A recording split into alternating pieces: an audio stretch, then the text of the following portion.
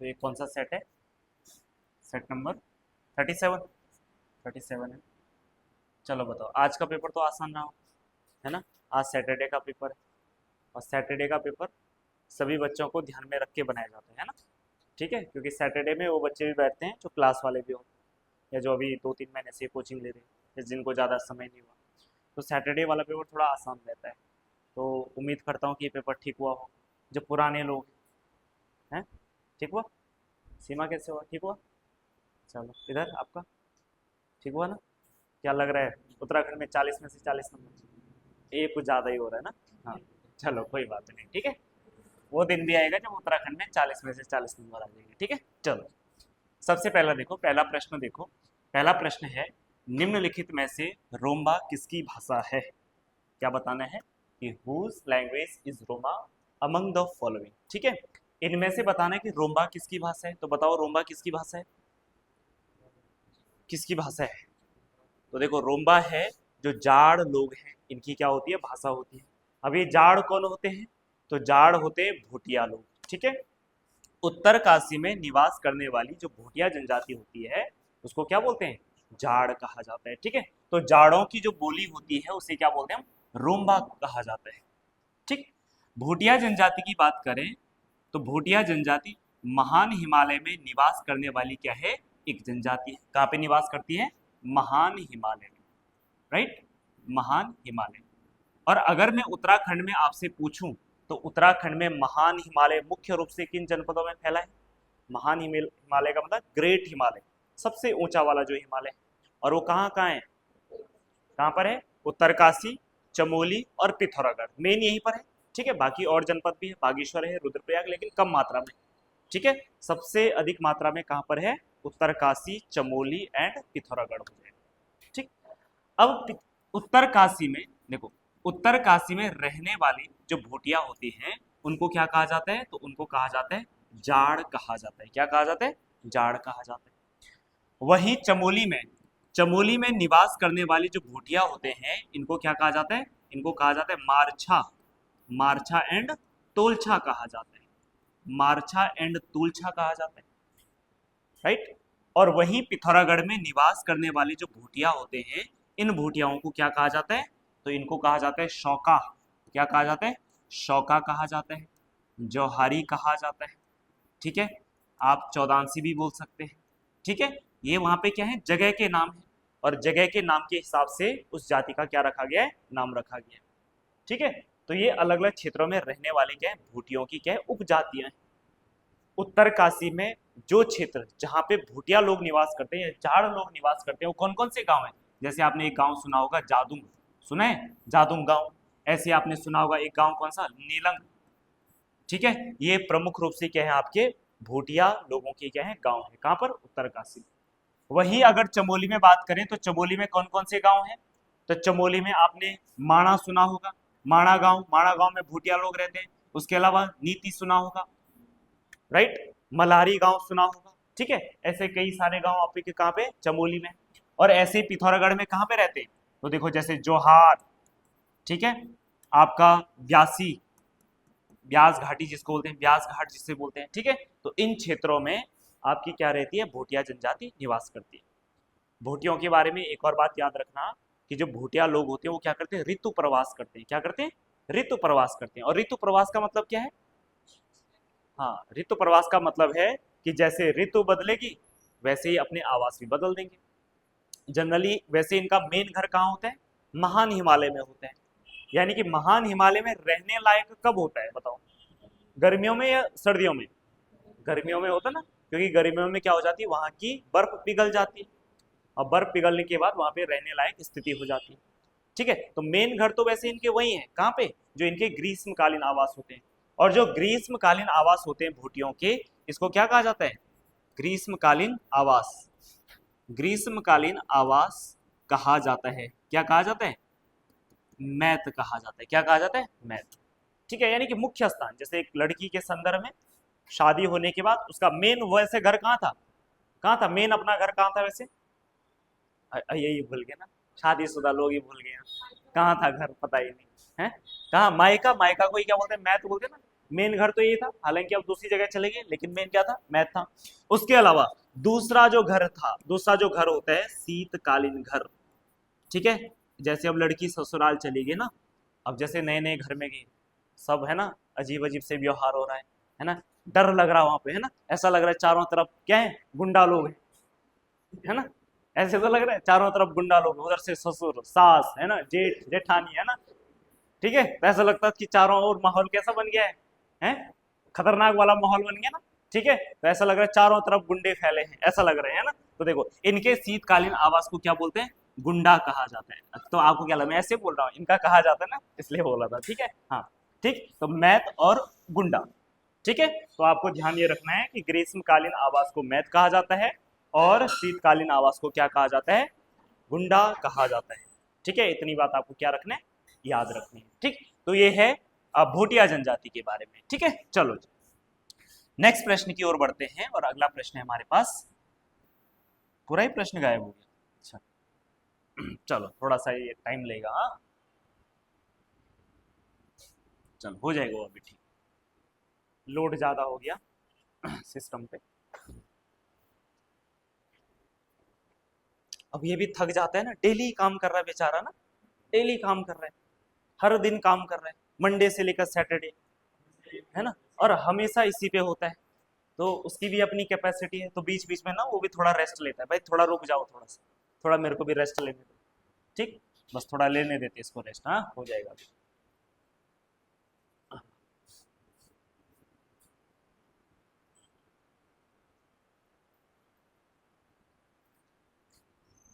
ये वाला था ना, ये था ना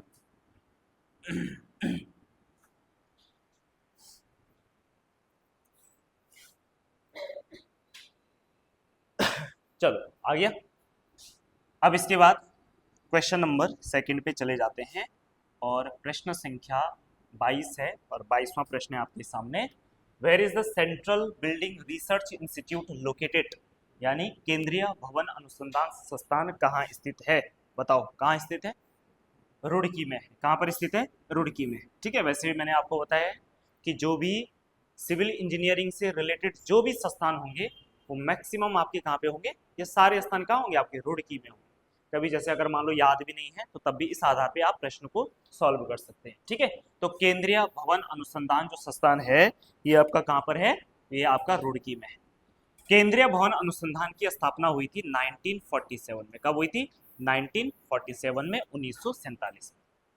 इसके अलावा रुड़की में भारत के कई महत्वपूर्ण संस्थान हैं, जैसे एक संस्थान है राष्ट्रीय जल विज्ञान संस्थान, जैसे क्या है, राष्ट्रीय जल विज्ञान संस्थान, राष्ट्रीय जल विज्ञान संस्थान, ठीक है, राष्ट्रीय जल विज्ञान संस्थान, ये भी कहां पर है आपका, ये भी आपका रुड़की में है। इसकी स्थापना 1978 में।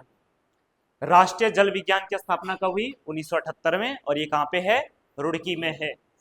ये प्रश्न आपका दोनों जगह आ सकता है, उत्तराखंड की जीके में भी आ सकता है और सेंटर वाली जीएस में भी आ सकता है, दोनों दोनों जगह आ सकता है, ठीक है। राष्ट्रीय जल विज्ञान संस्थान 1978। इसके अलावा एक और संस्थान लिखो, भारतीय सिंचाई, भारतीय सिंचाई,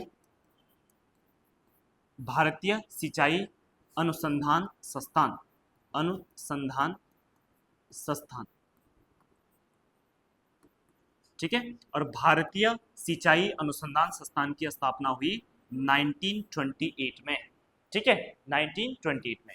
इंडियन इरिगेशन रिसर्च इंस्टीट्यूट, ठीक है, इंग्लिश में अगर लिखना है तो इंडियन इरिगेशन रिसर्च इंस्टीट्यूट हो जाएगा। इसके अलावा एक और इंस्टीट्यूट लिखो, और ये लिखोगे आप structural engineering, structural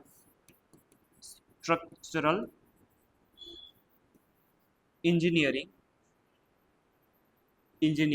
research centre, ठीक है। और ये भी कहां पर है, ये भी आपका रुड़की में है, ठीक है। स्ट्रक्चरल इंजीनियरिंग रिसर्च सेंटर, ये भी कहां पर है, तो ये भी रुड़की में।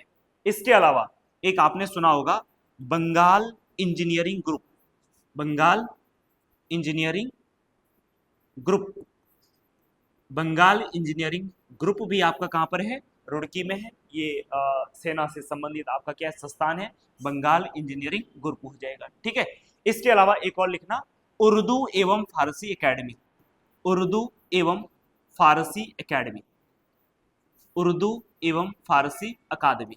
और उर्दू एवं फारसी अकादमी कहाँ पर है, तो रुड़की में एक स्थान पड़ता है जिसका नाम क्या है, पिरान कलियर। सुने, कौन से, पिरान कलियर। ये कहाँ पर है, पिरान कलियर, रुड़की में ही है ये स्थान। ठीक है, पिरान कलियर, रुड़की के पिरान कलियर में क्या है आपका, उर्दू एवं फारसी एकेडमी है। ठीक है, क्या है, उर्दू एवं फारसी एकेडमी हो जाएगा। ठीक है, तो रुड़की में कई सारे संस्थान है, तो कौन कौन सी हो जाएगा, केंद्रीय भवन अनुसंधान, राष्ट्रीय जल विज्ञान संस्थान, भारतीय सिंचाई अनुसंधान संस्थान, Structural Engineering Research Centre, Bengal Engineering Group, Urdu एवं फारसी अकादमी हो जाएगा। ठीक, चलो अगला प्रश्न आ जाते हैं, नेक्स्ट प्रश्न। और अगला प्रश्न है, युद्धोपरांत निम्नलिखित में से किस सन में भारत एवं चीन के मध्य धारचूला तहसील की ब्यास घाटी के लिपुलेख दर्रा से कैलाश मानसरोवर यात्रा शुरू करने पर सहमति बनी? बताओ कब बनी थी सहमति। देखो एक चीज आपको पता है, और वो चीज क्या पता है, 1962। 1962 में क्या हुआ बताओ, क्या हुआ था 1962 में, 1962 में वॉर हुई थी, इंडो चाइना वॉर हुई थी, है ना। और इससे पहले इंडिया और चाइना के रिलेशन बहुत अच्छे थे, लेकिन चाइना ने पीछे से क्या कर दिया, हम पे अटैक कर दिया, है ना, धोखा दे दिया ना। जैसा होता है ना, कई कोई बहुत अच्छी दोस्ती करता है और लास्ट में धोखा दे दिया, बस चाइना ने हमारे साथ यही किया, यही वाली स्थिति करी थी चाइना ने, है ना। बहुत बढ़िया दोस्ती थी, हम क्या नारा लगाते थे, हिंदी हिंदी चीनी भाई भाई, है ना, हम तो ये लगा रहे, और पीछे से चीन ने बोला मैं बताता हूँ भाई कैसा होता है ना।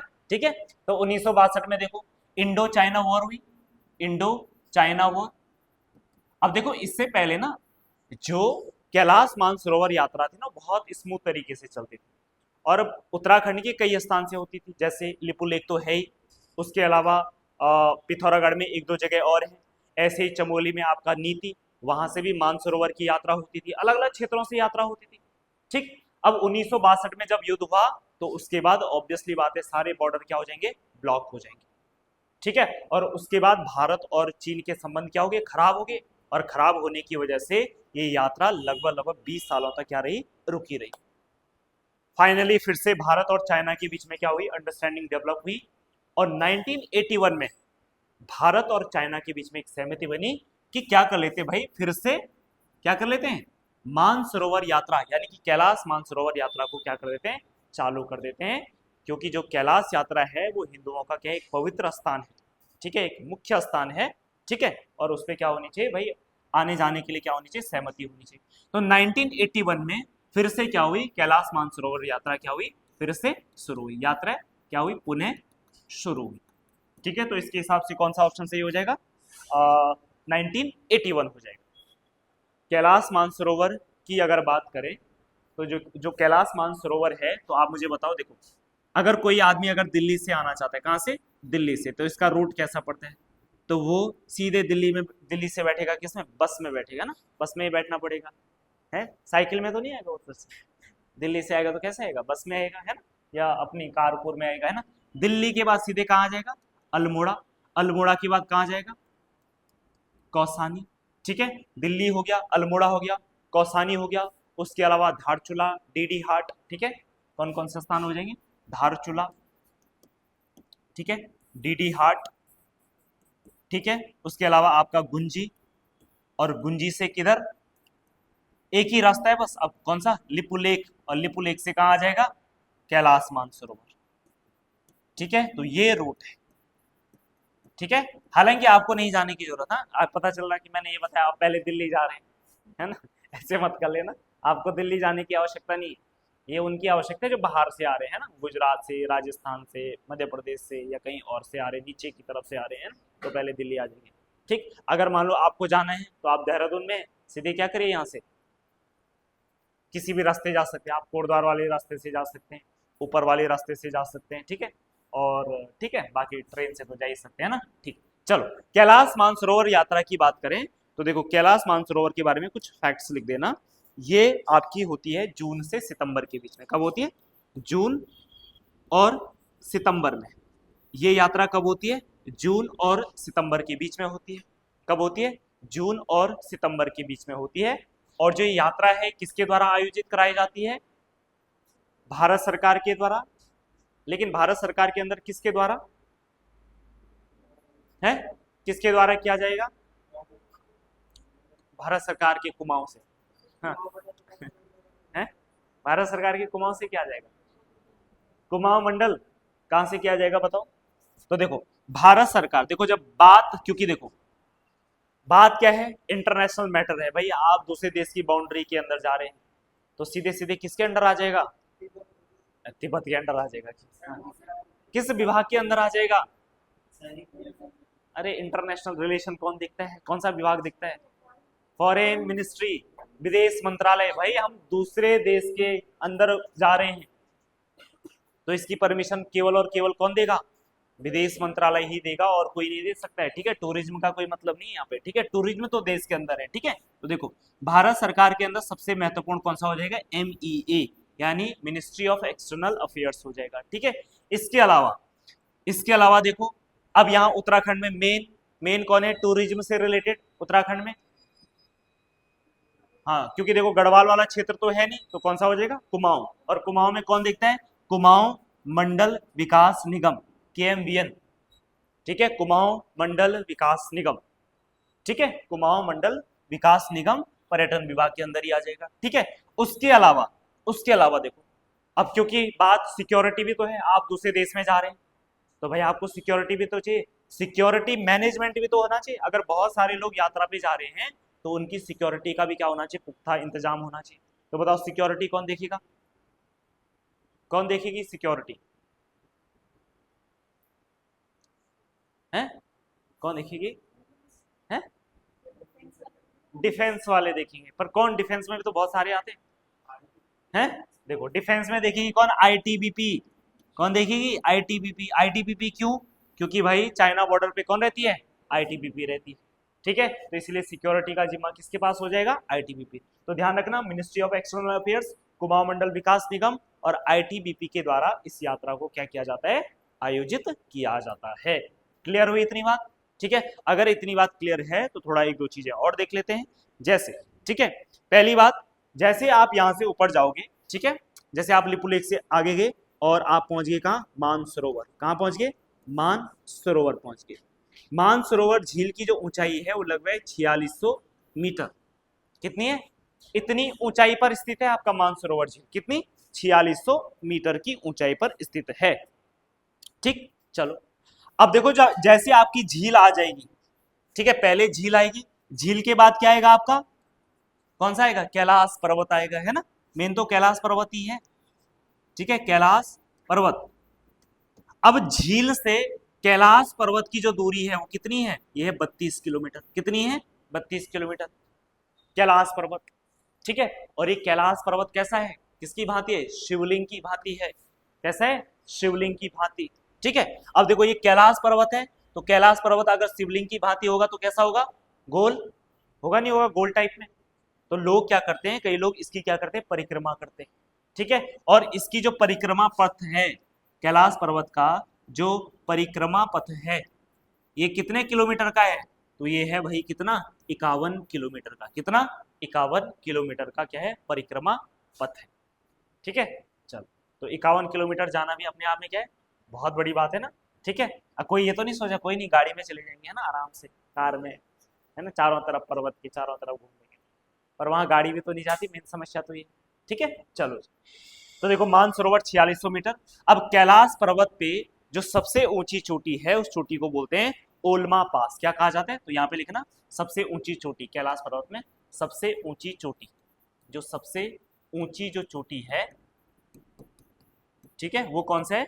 वो है ओल्मा पास। ओल्मा पास। और इस ओल्मा पास की जो ऊंचाई है वो है 5810 किलोमीटर, 5810 किलोमीटर। ठीक है, 5810 किलोमीटर हो जाएगा। ठीक है, अब हालांकि देखो ये प्रश्न आसान था ना? आसान था कि यात्रा कब शुरू हुई है, लेकिन हम केवल प्रश्न पे थोड़े ना जा रहे हैं, हम प्रश्न के अंदर हमें क्या क्या चीजें मिल रही है वो मेन बात है ना। ठीक है, एक ही प्रश्न के अंदर आपके 10 प्रश्न सॉल्व होंगे। वो ये भी पूछ सकता है कि कैलाश पर्वत की परिक्रमा पथ कितना है, एक प्रश्न ये तैयार हो गया। दूसरा, मानसरोवर झील की कितनी ऊंचाई पर है, 4600। ठीक है, यहां से यहां तक की दूरी कितनी है, 32 किलोमीटर। प्रश्न ये भी आ सकता है। ये भी आ सकता है कौन आयोजित करता है, तो ये 3 करते हैं। ये भी आ सकता है कि कब यात्रा होती है, जून से सितंबर होती है। ठीक है, यात्रा पथ क्या है, ये प्रश्न भी आ सकता है। कुछ भी आ सकता है ना, तो एक ही प्रश्न के अंदर सारी चीजें होगी। और मान लो अगर इसी प्रश्न को वो कैसे बनाता है, स्टेटमेंट बेस्ड क्वेश्चन बनाता है, तो तब भी तो ये सारे फैक्ट्स आपको पता होने चाहिए। अगर कथन बेस्ड जैसे आजकल है, जैसे अभी पीसीएस का पेपर भी काफी सारे कथन बेस्ड क्वेश्चन आ रखे थे, है ना, और ग्रुप सी वाला तो दे ही रहा है कथन बेस्ड प्रश्न, है ना। तो जैसे भी आ जाए तो आप दोनों टाइप के प्रश्न क्या कर सकते हैं, सॉल्व कर सकते हैं। ठीक, चलिए अगला प्रश्न आ जाते हैं। नेक्स्ट प्रश्न,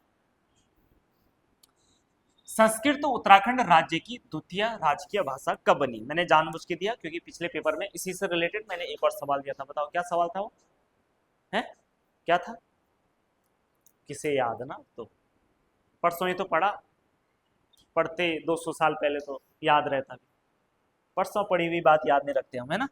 चल अब देखो इधर, संस्कृत उत्तराखंड राज्य की द्वितीय भाषा कब बनी। पहली बात, हमारे राज्य की पहली राजभाषा कौन सी है, हमारी राज्य की राजभाषा कौन सी है, बताओ। राजभाषा कौन सी है, कौन सी है राजभाषा, तो राजभाषा है कौन सी, हिंदी।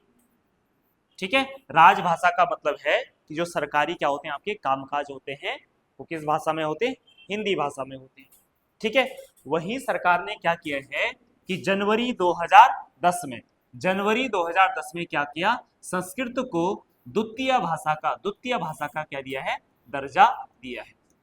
ठीक है, तो हमारे राज्य की द्वितीय भाषा कौन सी है, तो हमारे राज्य की द्वितीय भाषा है संस्कृत। कौन सी है, संस्कृत भाषा है। ठीक है, कौन सी भाषा है, संस्कृत भाषा है। और इसको द्वितीय भाषा कब बनाया गया, जनवरी 2010 में बनाया गया। इसके अलावा हमारे राज्य का राज्य गीत कौन सा है, बताओ। राज्य गीत, पिछली बार राज्य गीत वाला प्रश्न दिया था मैंने, है ना। हाँ, अब बताओ राज्य गीत कौन सा है, हाँ बताओ राज्य गीत, ये वाला प्रश्न दिया था मैंने पिछली बार, राज्य गीत।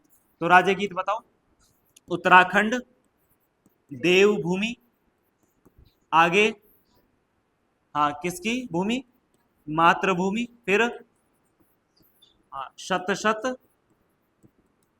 शत शत, आगे वंदन और अभिनंदन।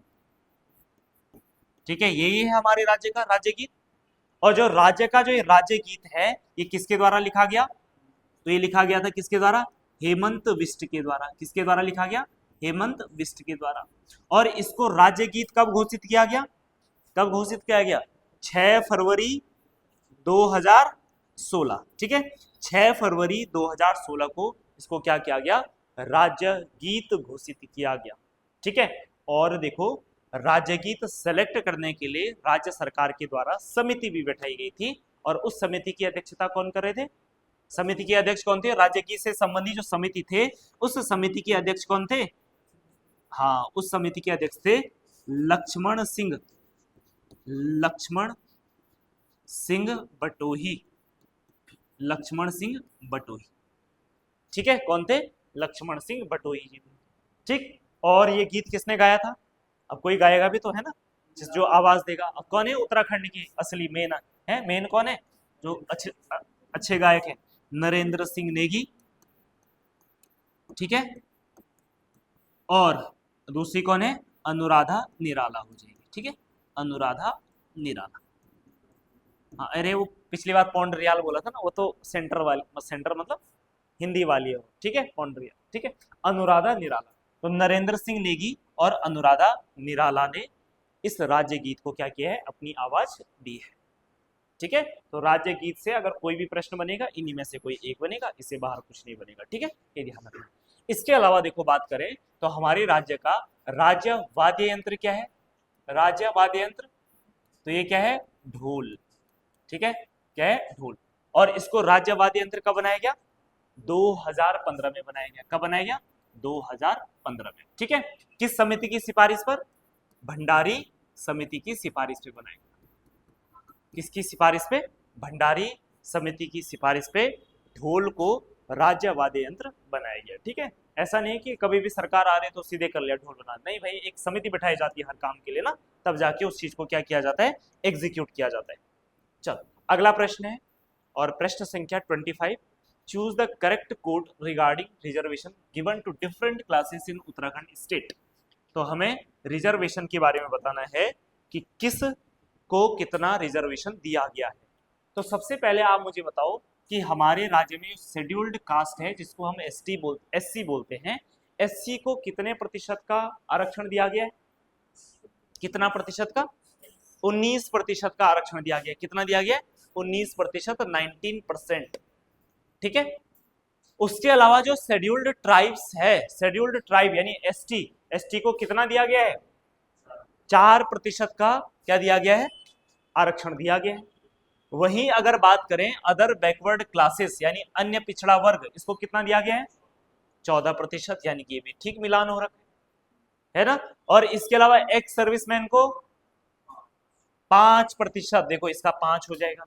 और स्वतंत्रता संग्राम सेनानी को कितना, 2% हो जाएगा। तो कोई ऐसा ऑप्शन है 1 2 3 और 5 और 4, ऐसा है कोई, 1 2 3 5 और 4।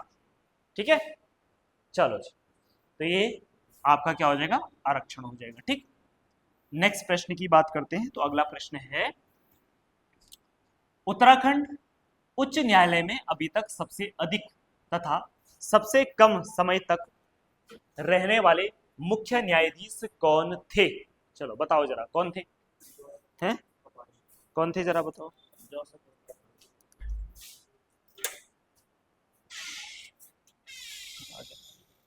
सर आगे,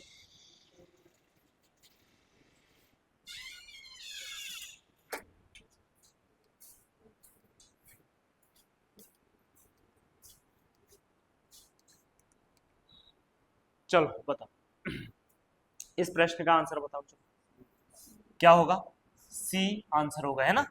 सी बताओ क्या है, सी बताओ, है कौन सा है, मुख्य न्यायाधीश के एम जोसेफ, और दूसरा कौन सा है, एस एच कपाड़िया हो जाएगा।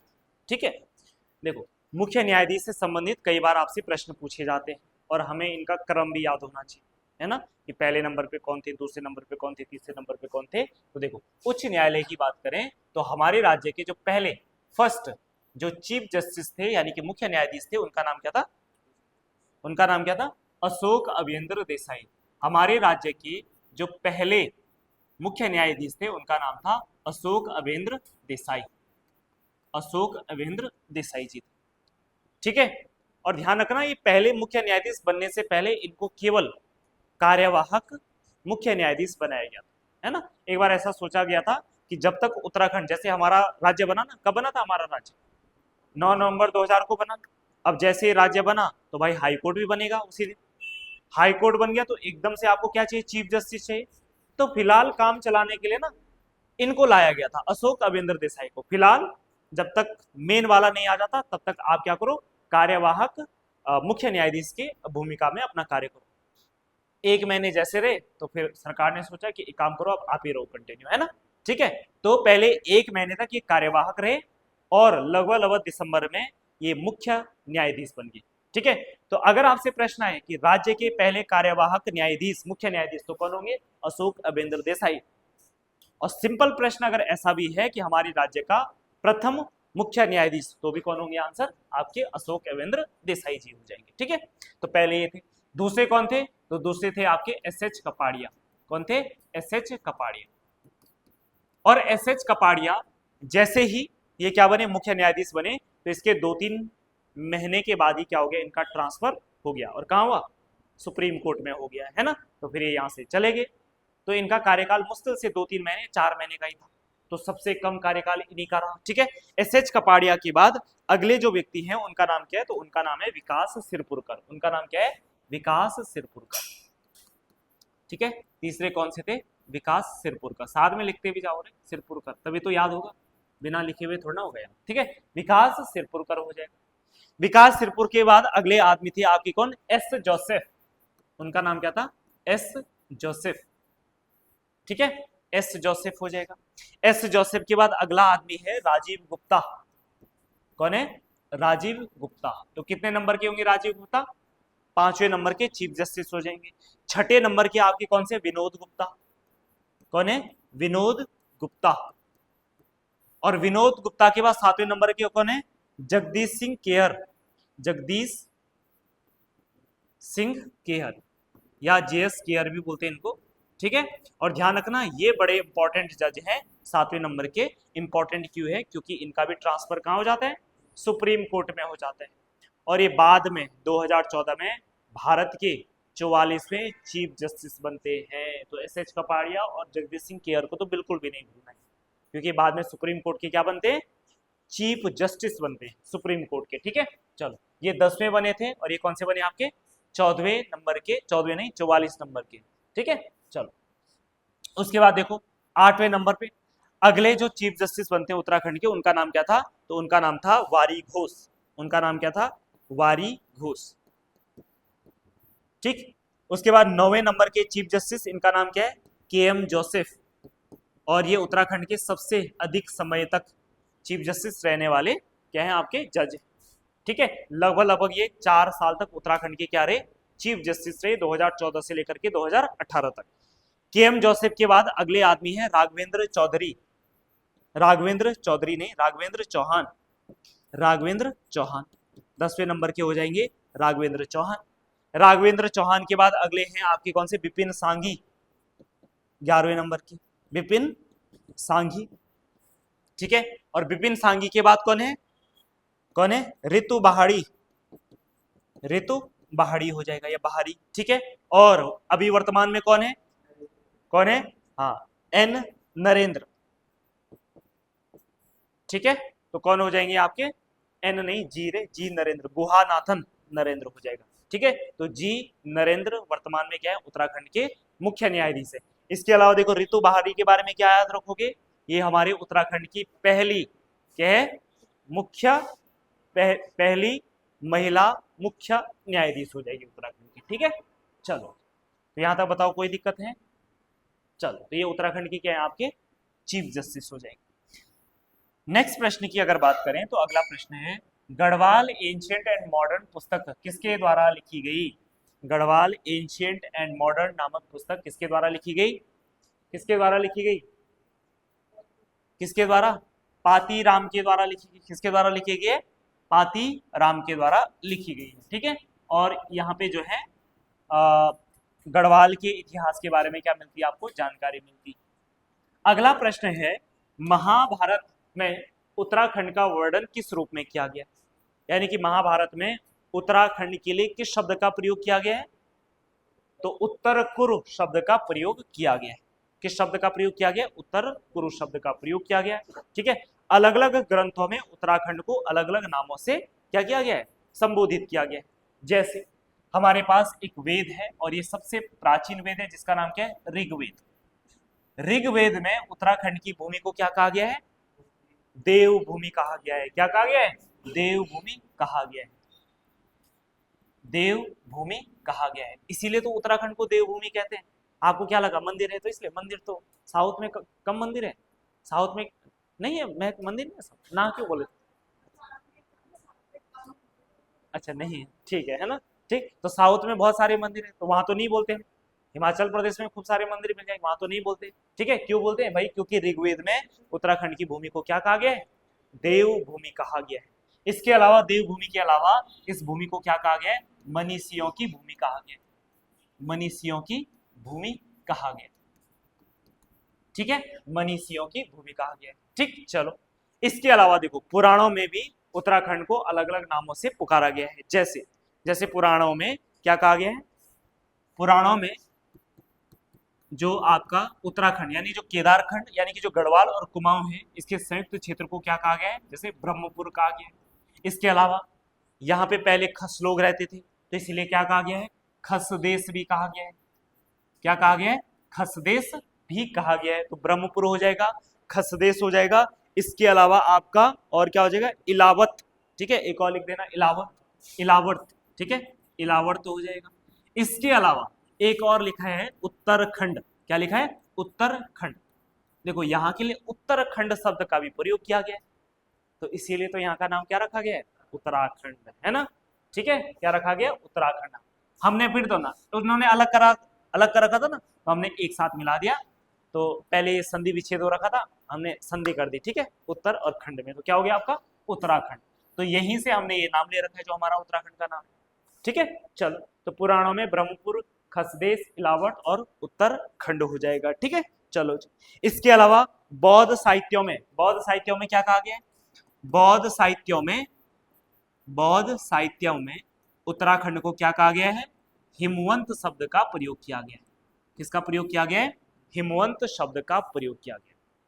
इसके अलावा जो हमारा ऋग्वेद है, ऐसा माना जाता है कि ऋग्वेद के अनुसार पूरे भारत में 5 जनों का शासन हुआ करता था, ठीक है, या 5 जातियों का शासन हुआ करता था, ठीक है। ऐसा लिखेंगे, ऋग्वेद के अनुसार भारत में कितनी जातियां रहती थी? 5 जातियां शासन करती थी। और ये 5 जातियां जो थी उनमें लिखना, एक है पुरु। कौन है? एक पुरु। पुरु के अलावा एक लिखना त्रिवसु। त्रित्सु लिखो पहले, तित्सु। क्या लिखोगे? तित्सु। पुरु, तित्सु। तित्सु के अलावा लिखना आप क्या लिखोगे? अनु, ठीक है, यदु, एंड, और एक और लिखो लास्ट, और लास्ट वाला है त्रिवसु। क्या है? त्रिवसु, ठीक है। अब इनमें से ये 5 जातियां निवास करती थी, ये शासन करती थी पूरे भारत में। इनमें से उत्तराखंड में शासन करने वाली जो जाति थी, वो जाति कौन सी थी आपकी? तित्सु, ठीक है। तो उत्तराखंड में शासन करने वाली क्या थी? आपकी जाति, ठीक है। तो कई बार ऐसा आ जाता है कि तित्सु उत्तराखंड में शासन करने वाली जाति कौन सी थी? तो कौन सी थी आपकी? तित्सु थी, ठीक है। पूरे भारत में कितनी करती थी? 5। पुरु, तित्सु, अनु, यदु और त्रिवसु हो जाएगा, ठीक। चलो, अगला प्रश्न, और नेक्स्ट प्रश्न है, निम्नलिखित में से किसने गोरखाओं से कुमाऊं की सत्ता प्राप्त की? तो किसने करी भाई?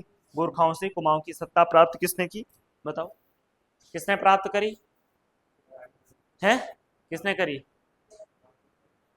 है? गार्डनर ने, ट्रेल ने, हेनरी रैमजे ने, या लुसिंगटन ने? किसने करी थी? तो ये ई गार्डनर ने करी थी। किसने करी थी? ई गार्डनर ने करी थी। आपको बताया कि 1814 में अंग्रेजों ने पहले गढ़वाल पे युद्ध किया, और 1815 में किस पे? कुमाऊं पे अटैक किया, है ना, ठीक है। कुमाऊं पे जैसे ही अटैक किया, तो मैंने आपको बताया था कि उधम सिंह नगर से इन्होंने सेना को क्या कर दिया था? 2 भागों में बांट दिया था, काशीपुर के इलाके से, है ना, उधम सिंह नगर से। एक सेना इन्होंने इधर से भेजी, पूर्व से, ठीक है, क्योंकि अटैक कहाँ करना था? गोरखाओं पे। और गोरखा की राजधानी कहाँ हुआ करती थी? कुमाऊं में, अल्मोड़ा में राजधानी हुआ करती थी, ठीक है। यानी कि गोरखाओं का सूबा कहाँ बैठता था? सूबा मतलब क्या? हाँ, जो कुमाऊं पे शासन कर रहा है, गोरखाओं का जो प्रतिनिधि है, ठीक है। नेपाल राजा का जो प्रतिनिधि कुमाऊं में है, उसको सूबा बोलते थे, ठीक है। और सूबा कहाँ बैठता था? अल्मोड़ा में बैठता था। यानी अल्मोड़ा जीत लिया तो कुमाऊं जीत लिया, समझ लो, ठीक है। तो अब अंग्रेजों ने क्या किया? अल्मोड़ा पे अटैक करने की योजना बनाई, ठीक है। एक सेना इधर से भेजी और एक सेना यहाँ पश्चिम से भेजी, ठीक है, ताकि जो है ना गोरखा कंफ्यूज रहे ना, कभी यहाँ भेजे सेना, कभी यहाँ भेजे। अंग्रेज तो प्लानिंग से युद्ध करते थे, ठीक। यहां से जिसको भेजा उस आदमी का नाम क्या था? निकोलसन। उसका नाम क्या था? निकोलसन था। और इधर से जिसे भेजा उसका नाम क्या था? गार्डनर, ई गार्डनर था उसका नाम। क्या था? ई गार्डनर। ये इसके सेनापति थे अंग्रेजों के, ठीक। जब सेना यहां से भेजी, तो जैसे इधर पहुंचे 23 अप्रैल को, कब? 23 अप्रैल को पिथौरागढ़ के आसपास, ठीक है। वहां पे एक स्थान पड़ता है जिसका नाम क्या बोलते हैं? गढ़नाथ, ठीक है। क्या बोलते हैं? गढ़नाथ का डांडा, ठीक है, गढ़नाथ का डांडा कहते हैं। अब यहाँ पे गोरखा की तरफ से कौन लड़ा था? हस्तीदल चौतरिया लड़ा था। गोरखाओं का सेनापति बैठा हुआ था यहाँ, है ना, इनको रोकने के लिए। तो जब निकोलसन और हस्तीदल चौतरिया के बीच में युद्ध हुआ, तो इसी युद्ध में गोरखाओं का खतरनाक सेनापति कौन? हस्तीदल चौतरिया मारा गया। और इसी युद्ध को क्या बोलते हैं? गढ़नाथ डांडा का युद्ध कहते हैं। क्या कहते हैं? गढ़नाथ डांडा का युद्ध कहा जाता है, जिसमें किसकी मृत्यु हुई? गोरखा सरदार हस्तीदल चौतरिया की मृत्यु हुई, है ना। अब यहां से ये आगे बढ़े और यहां से ये आगे बढ़े, और फाइनली 25 अप्रैल को, कब? 25 अप्रैल को अंग्रेजों की सेना, 25 अप्रैल 1815 को अंग्रेजों की सेना कहां पहुंच गई? अल्मोड़ा पहुंच गई। कहां पहुंच गई? अल्मोड़ा पहुंच गई। और इन्होंने आसानी से वहां पे जो गोरखाओं का सूबा था उसको आसानी से क्या कर दिया? हरा दिया, है ना। और वैसे भी अंग्रेजों की सेना के साथ कहां टिक पाते, ठीक। तो देखो, जैसे इन्होंने 25 अप्रैल को इनको हराया, तो उसके बाद 27 अप्रैल को क्या हुआ? गोरखा और अंग्रेजों के बीच में क्या हुई, संधि हुई, ठीक है। और इसी संधि को क्या बोलते हैं, अल्मोड़ा की संधि। इसी संधि को क्या बोलते हैं, अल्मोड़ा की संधि कहा जाता है। क्या कहा जाता है, अल्मोड़ा की संधि कहा जाता है। इस संधि में यह डिसाइड हुआ कि आज के बाद गोरखाओं को कुमाऊं छोड़ना पड़ेगा, और आज के बाद पूरे कुमाऊं पे किसका अधिकार होगा, अंग्रेजों का अधिकार होगा, ठीक है। तो ये संधि होगी अल्मोड़ा की संधि, ठीक। अब जैसे अल्मोड़ा की संधि हुई 27 अप्रैल को, तो अंग्रेजों ने, अब देखो क्योंकि अब क्या करेंगे, अंग्रेज शासन करेंगे कहाँ, कुमाऊं में। जब अंग्रेज शासन करेंगे तो कुछ ना कुछ आपको बनाना पड़ेगा ना। जैसे मान लो आपने कोई नया राज्य बनाया, जैसे मान लो उत्तराखंड से एक नया राज्य कुमाऊं बन जाता है कल के दिन, तो भाई कुमाऊं चलाने के लिए कोई ना कोई संगठन बनाना पड़ेगा ना। उसी संगठन को हम क्या बोलते हैं, सरकार। सरकार नाम की चीज वही तो होती है। सबसे पहले आपको विधानमंडल बनाना पड़ेगा, ऐसे तो करना पड़ेगा, है ना। तो ऐसे यहाँ पे अंग्रेजों को भी शासन करने के लिए कुछ ना कुछ बनाना पड़ेगा। तो इसलिए अंग्रेजों ने क्या बनाया, यहाँ पे एक नई संस्था बनाई, और उसी को क्या बोला, कुमाऊं कमिश्नरी कहा। क्या कहा, कुमाऊं कमिश्नरी। तो कुमाऊं कमिश्नरी की स्थापना कब की गई, 3 मई 1815 ईस्वी को की गई, ठीक है। अब क्योंकि देखो मेन लीडर कौन था, मेन नेतृत्व कौन कर रहा था, गार्डनर कर रहा था मेन। निकोलसन तो बाद की बात है, मेन कौन था, गार्डनर था। तो इसलिए गार्डनर को ही क्या बोला, भाई तू ही कुमाऊं का क्या बनेगा, कमिश्नर बनेगा। तो इस प्रकार से कुमाऊं का पहला जो कमिश्नर बनता है वो कौन बनता है, गार्डनर बनता है, ठीक है। चलो, बाकी जिन्होंने इतिहास पढ़ा होगा उनको तो पता है डिटेल से ये सारी बातें, ठीक है। चलो, जिन्होंने नहीं पढ़ा वो आगे पढ़े। चलो, ई गार्डनर के बारे में ये हो गया। आगे बढ़ते हैं, अगला प्रश्न। पेशावर कांड के नायक वीर चंद्र सिंह गढ़वाली को कितने समय तक के लिए कारावास की सजा हुई थी, तो बताओ कितने समय के लिए हुई थी। हाँ, 11 साल 3 महीने और 18 दिन के लिए इनको क्या हुई थी, सजा हुई थी, है ना। किसको, वीर चंद्र सिंह गढ़वाली को, ठीक है। वीर चंद्र सिंह गढ़वाली क्या थे, तो ये 2/18 जो गढ़वाल बटालियन थी, ठीक है, या जो कंपनी थी गढ़वाल राइफल्स की, 2/18, ठीक है, गढ़वाल राइफल्स की कंपनी थी। कंपनी का मतलब ऐसे मत समझना, प्राइवेट कंपनी, ठीक है, मतलब भारतीय सेना की थी, भारतीय नहीं तब ब्रिटिश सेना थी, ठीक है। और उसी ब्रिटिश सेना में गढ़वाल राइफल्स थी, ठीक है। तो उसी में एक कंपनी थी जिसका नाम क्या था, 2/18 गढ़वाल राइफल्स, ठीक है। और इसी में कौन थे, आपके वीर चंद्र सिंह गढ़वाली तैनात थे। अब देखो पेशावर में क्या चल रहा था, आंदोलन चल रहे थे, और वहां पे एक आंदोलन चल रहा था, उस आंदोलन का नाम था लाल कुर्ती आंदोलन। कौन सा था, लाल कुर्ती आंदोलन चल रहा था, लाल कुर्ती आंदोलन। और इस लाल कुर्ती आंदोलन का नेतृत्व कर रहे थे कौन, कौन कर रहे थे, खान अब्दुल गफर खान। खान अब्दुल गफर खान इसका क्या कर रहे थे, नेतृत्व कर रहे थे, ठीक है। जब ये नेतृत्व कर रहे थे, बड़े सिंपल आदमी थे, अहिंसा को बहुत ज्यादा मानते थे, गांधी जी के विचारों को क्या करते थे, फॉलो करते थे, इसीलिए इनको सीमांत गांधी भी कहा जाता है ना। तो जैसे इस तरफ गांधी कर रहे थे वैसे वो भी कर रहे थे वहां पे। और उस टाइम में पेशावर, पेशावर कहाँ पड़ता है बताओ, कहाँ पे पड़ता है, पाकिस्तान में पड़ता है। और उस टाइम में पाकिस्तान भी क्या था, भारतीय था, पाकिस्तान थोड़ी था, वो तो जबरदस्ती बना ना पाकिस्तान, ठीक है। तो उस टाइम पे भारतीय था। तो देखो ये लोग वहां पे लाल कुर्ती आंदोलन कर रहे थे। अब इनका आंदोलन दमन करने के लिए अंग्रेजों ने 2/18 गढ़वाल राइफल्स की 2/18 कंपनी बुला रखी थी, है ना, इनको वहां पे तैनात कर दिया, ठीक। जब इन्होंने आंदोलन करना शुरू कर दिया, अब होता ही है भीड़ इकट्ठा हो रही धीरे धीरे। तो उस टाइम पे यहाँ पे जो कमांड कर रहा था, जो अंग्रेज अधिकारी कमांड कर रहा था, उसका नाम क्या था, रिकेड था, ठीक है। तो रिकेड ने क्या कर दिया, इस गढ़वाल राइफल को बोला कि चलो भाई गोली चलाओ इन पे, ठीक है, बहुत हो गया इनका ड्रामा, है ना, मान ही नहीं रहे, ठीक। तो फिर क्या हुआ, रिकेड ने जैसे ही गोली चलाने की आदेश दिया कि इन पे 3 राउंड क्या करो, फायर करो, किस पे, जो लाल कुर्ती आंदोलन कर रहे हैं, किसके नेतृत्व में, खान अब्दुल गफर खान के। तो वैसे वीर चंद्र सिंह गढ़वाली ने बोला, गढ़वालियों सीज फायर। इसका मतलब क्या हुआ है, गढ़वालियों सीज फायर, इसका मतलब क्या है, इसका मतलब है कि युद्ध विराम। आपका अधिकारी बोल रहा कि युद्ध करो और आप बोले युद्ध विराम, तो क्या ऐसा संभव है।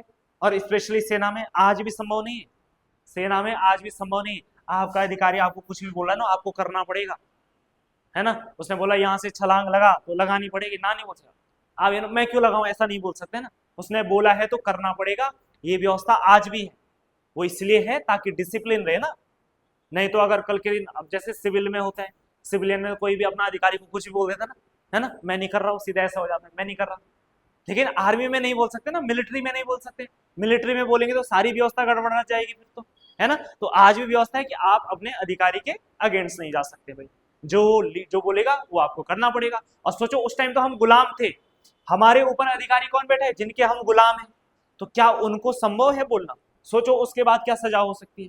ये अच्छी तरह से भी पता है वीर सिंह संगड़वाली को, लेकिन फिर भी उसने क्या नहीं करी, गोली नहीं चलाई। तो ये बात कोई छोटी नहीं है, बहुत बड़ी बात है ना। और जब इतनी बड़ी बात हो जाएगी तो देखो इस बात की खबर ना पूरे भारत में फैलेगी कि एक आदमी है किसमें, आर्मी में, ठीक है, ब्रिटिश आर्मी में एक आदमी है और जिसने गोली चलाने से क्या कर दिया, इनकार कर दिया। बल्कि उनका काम ही वही था कि जो भी आंदोलनकारी है उन पे गोली चलाना, उनको हटाना वहां से, ठीक है। तो जब ये न्यूज बहुत बड़ी हुई तो ध्यान रखना, फिर गांधी जी ने बोला अगर ऐसे वीर चंद्र सिंह गढ़वाली हो तो मैं एक दिन में क्या कर दूं, भारत को आजाद कर दूं। और मोतीलाल नेहरू ने क्या कहा, तो मोतीलाल ने कहा कि भाई इसका जन्म कब हुआ, 23 अप्रैल को। तो ऐसा करते हैं 23 अप्रैल को क्या मनाएंगे हम, गढ़वाल दिवस मनाएंगे। क्या मनाएंगे, गढ़वाल दिवस मनाएंगे 23 अप्रैल। ये मोतीलाल ने कहा, ठीक है। तो ये आपको क्या रखना है, ध्यान में रखना है। इसके बाद पहले इनका नाम वीर चंद्र सिंह गढ़वाली थोड़ी था, पहले ना वीर था ना गढ़वाली था, केवल इनका नाम क्या था, चंद्र सिंह, ठीक है, चंद्र सिंह भंडारी था इनका नाम, ठीक है। तो फिर बाद में जब वीरता दिखाई तो वीर भी हो गए, और क्योंकि गढ़वाल से थे तो गढ़वाली हो जाएगा, ठीक है, वीर चंद्र सिंह गढ़वाली, ठीक है। तो मोतीलाल ने क्या कहा, 23 अप्रैल को क्या होना चाहिए, गढ़वाल दिवस होना चाहिए। क्या होना चाहिए, गढ़वाल दिवस होना चाहिए, ठीक है। इतनी बात क्लियर है। अब देखो इसका इन्होंने बहुत बड़ा खामियाजा इनको भुगतना पड़ा। फिर उसके बाद आपको पता है इनके खिलाफ क्या लगा, केस, है ना। और जब केस हुआ तो इनकी तरफ से, वीर चंद्र सिंह गढ़वाली की तरफ से जो इनकी पैरवी कर रहे थे, कौन कर रहे थे इनकी पैरवी, तो इनका नाम था मुकुंदी लाल। जो इनकी तरफ से लड़ रहे थे कौन, मुकुंदी लाल, बैरिस्टर मुकुंदी लाल इनकी तरफ से लड़ रहे थे, ठीक है। लेकिन अब देखो अंग्रेजों के हिसाब से तो किया ही है जुर्म, तो फिर इनको 11 साल 3 महीने और 18 दिन की क्या होती है, सजा होती है, ठीक है। चलो नेक्स्ट प्रश्न की बात करते हैं, और अगला प्रश्न है आपके सामने, सिरदेव सुमन का बलिदान दिवस कब मनाया जाता है। तो कब मनाया जाता है, सिरदेव सुमन का बलिदान दिवस कब मनाया जाता है?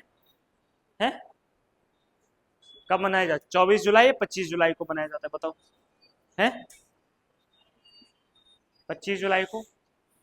कब मनाया जाता है, 24 जुलाई या 25 जुलाई। अब 3 मई से और 25 जुलाई तक जरा काउंट करो कितना हो रहा है, 3 मई से 25 जुलाई तक काउंट करो कितना हो रहा है, जरा करो। फिर वहां से एक और डेटा निकलेगा, और कभी कभी वही डेटा पेपर में आ जाता है। 3 मई से करो, 24-25 जुलाई तक करो, 24 तक कितने दिन हो रहे हैं और 25 तक कितने दिन हो रहे हैं।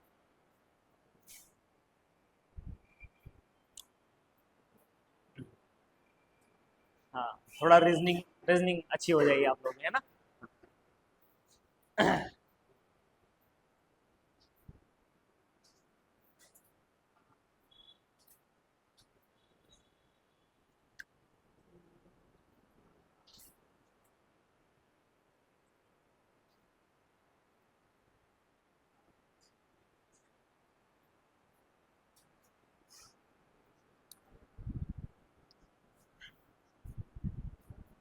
हाँ, है नहीं अभी तक।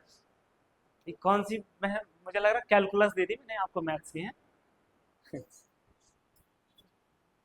कैलकुलस एक टॉपिक होता है ना 12th में, 11th 12th में, वो तो नहीं दे दिया कहीं, रिलेशन एंड फंक्शन वाला टॉपिक है क्या, बायो थी। हाँ तो बताओ।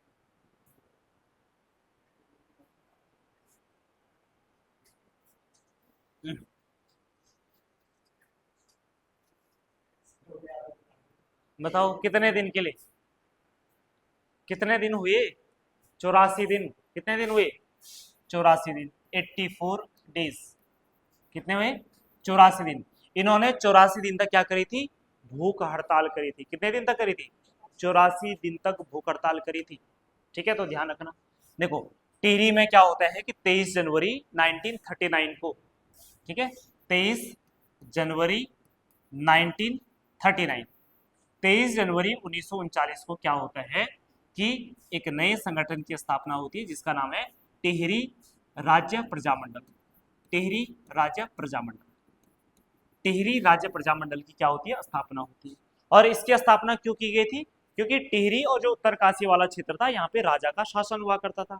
ठीक है, तो सिरदेव सुमन और बाकी लोगों का ये कहना था कि कोई नहीं, राजा आप रहे ऊपर से, कोई दिक्कत वाली बात नहीं है, लेकिन यहाँ पे क्या होना चाहिए, जनता का प्रतिनिधि भी होना चाहिए। ठीक है, ये कहना चाहते थे कि हर टिहरी और उत्तरकाशी का जितना भी क्षेत्र है, आम लोग अपने प्रतिनिधि को चुने, वो राजा के दरबार में रहेंगे, राजा उन्हीं प्रतिनिधियों के माध्यम से क्या करेगा, अपना काम करेगा, जो सलाह वो देंगे। जैसे वर्तमान में भारत की व्यवस्था है ना, कि हम प्रतिनिधि भेजते हैं, जब वोटिंग होती है तो सांसद भेजते हैं, अपने प्रतिनिधि भेजते हैं, ठीक, यही सारे काम करते हैं, और इन्हीं की सलाह पे राष्ट्रपति काम करता है। ऐसे तो होता है, मेन एक्चुअल में काम कौन कर रहा है, जो प्रतिनिधि हमने भेज रखे, वही तो प्रधानमंत्री बनता, वही मंत्री बनते, वही आपके सांसद रहते हैं। ठीक है, राष्ट्रपति ने तो लास्ट में साइन करना है। तो ये चाहते थे भाई राजा आपका पूरा सम्मान है, हम ये नहीं कह रहे कि आपके पद को खत्म करना है, आप रहो, लेकिन आप हमारे प्रतिनिधि के माध्यम से क्या करेंगे, शासन करेंगे। ठीक है, क्योंकि जनता का शासन होना चाहिए ना। ठीक है, तो 23 जनवरी 1939 को टिहरी राज्य प्रजामंडल की क्या होती है, स्थापना होती है। और इसके कई सारे संस्थापक लोग थे, जैसे 2-3 का नाम लिख देना। और इसकी स्थापना कहां पे हुई थी, ये भी लिख देना, देहरादून में। कहां पे हुई थी, देहरादून में। देहरादून में इसकी क्या हुई थी, स्थापना हुई थी। और इसके जो संस्थापक सदस्य थे, जैसे लिखो गोविंद राम भट्ट, एक नाम लिखना, गोविंद राम भट्ट, जिन्होंने इसकी स्थापना करी थी, गोविंद राम भट्ट, तोताराम गैरोला, गोविंद राम भट्ट, तोताराम गैरोला। तीसरा आदमी लिखो महिमानंद डोभाल, महिमानंद डोभाल। अगला लिखो श्यामचंद, श्यामचंद एवं सिरदेव सुमन। तो कई सारे लोग क्या थे, इसके फाउंडर थे, किसके, टिहरी राज्य प्रजामंडल के। ठीक है, चलो जी अगला प्रश्न आ जाते हैं। और नेक्स्ट प्रश्न है, माप तोल हेतु धूली पाथा चलाने का श्रेय किसे जाता है।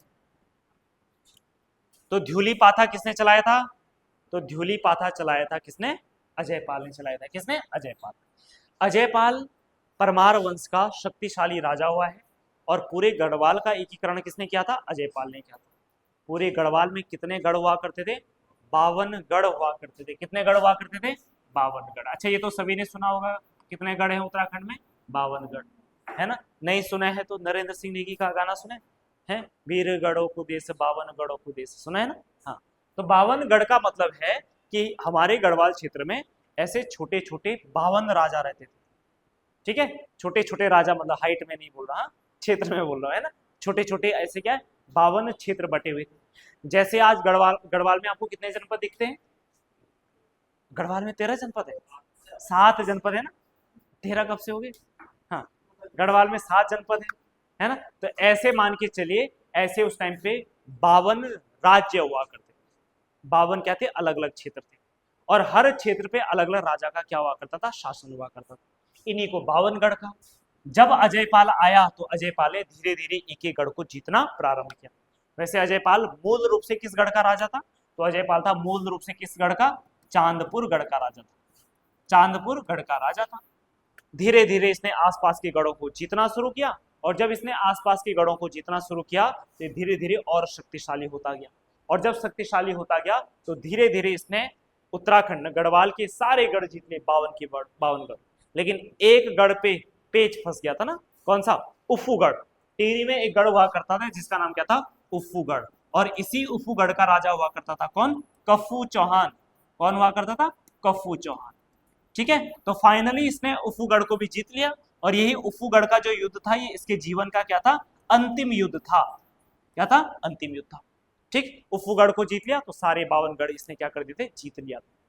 इसके अलावा देखो बहुत बड़ा क्षेत्र अब अजयपाल के पास आ चुका है, पूरा गढ़वाल आ चुका है। अब पूरे गढ़वाल में इसको नई सामाजिक व्यवस्था भी रखनी पड़ेगी। तो इसने सबसे पहले क्या किया, जो ब्राह्मण है, ब्राह्मणों को 2 वर्गों में डिवाइड कर दिया। एक ब्राह्मण, इसने कहा कि एक ब्राह्मण होंगे सरोला। कौन से होंगे, सरोला। और दूसरे जो ब्राह्मण होंगे वो कौन होंगे, गंगाड़ी होंगे। कौन होंगे, गंगाड़ी ब्राह्मण।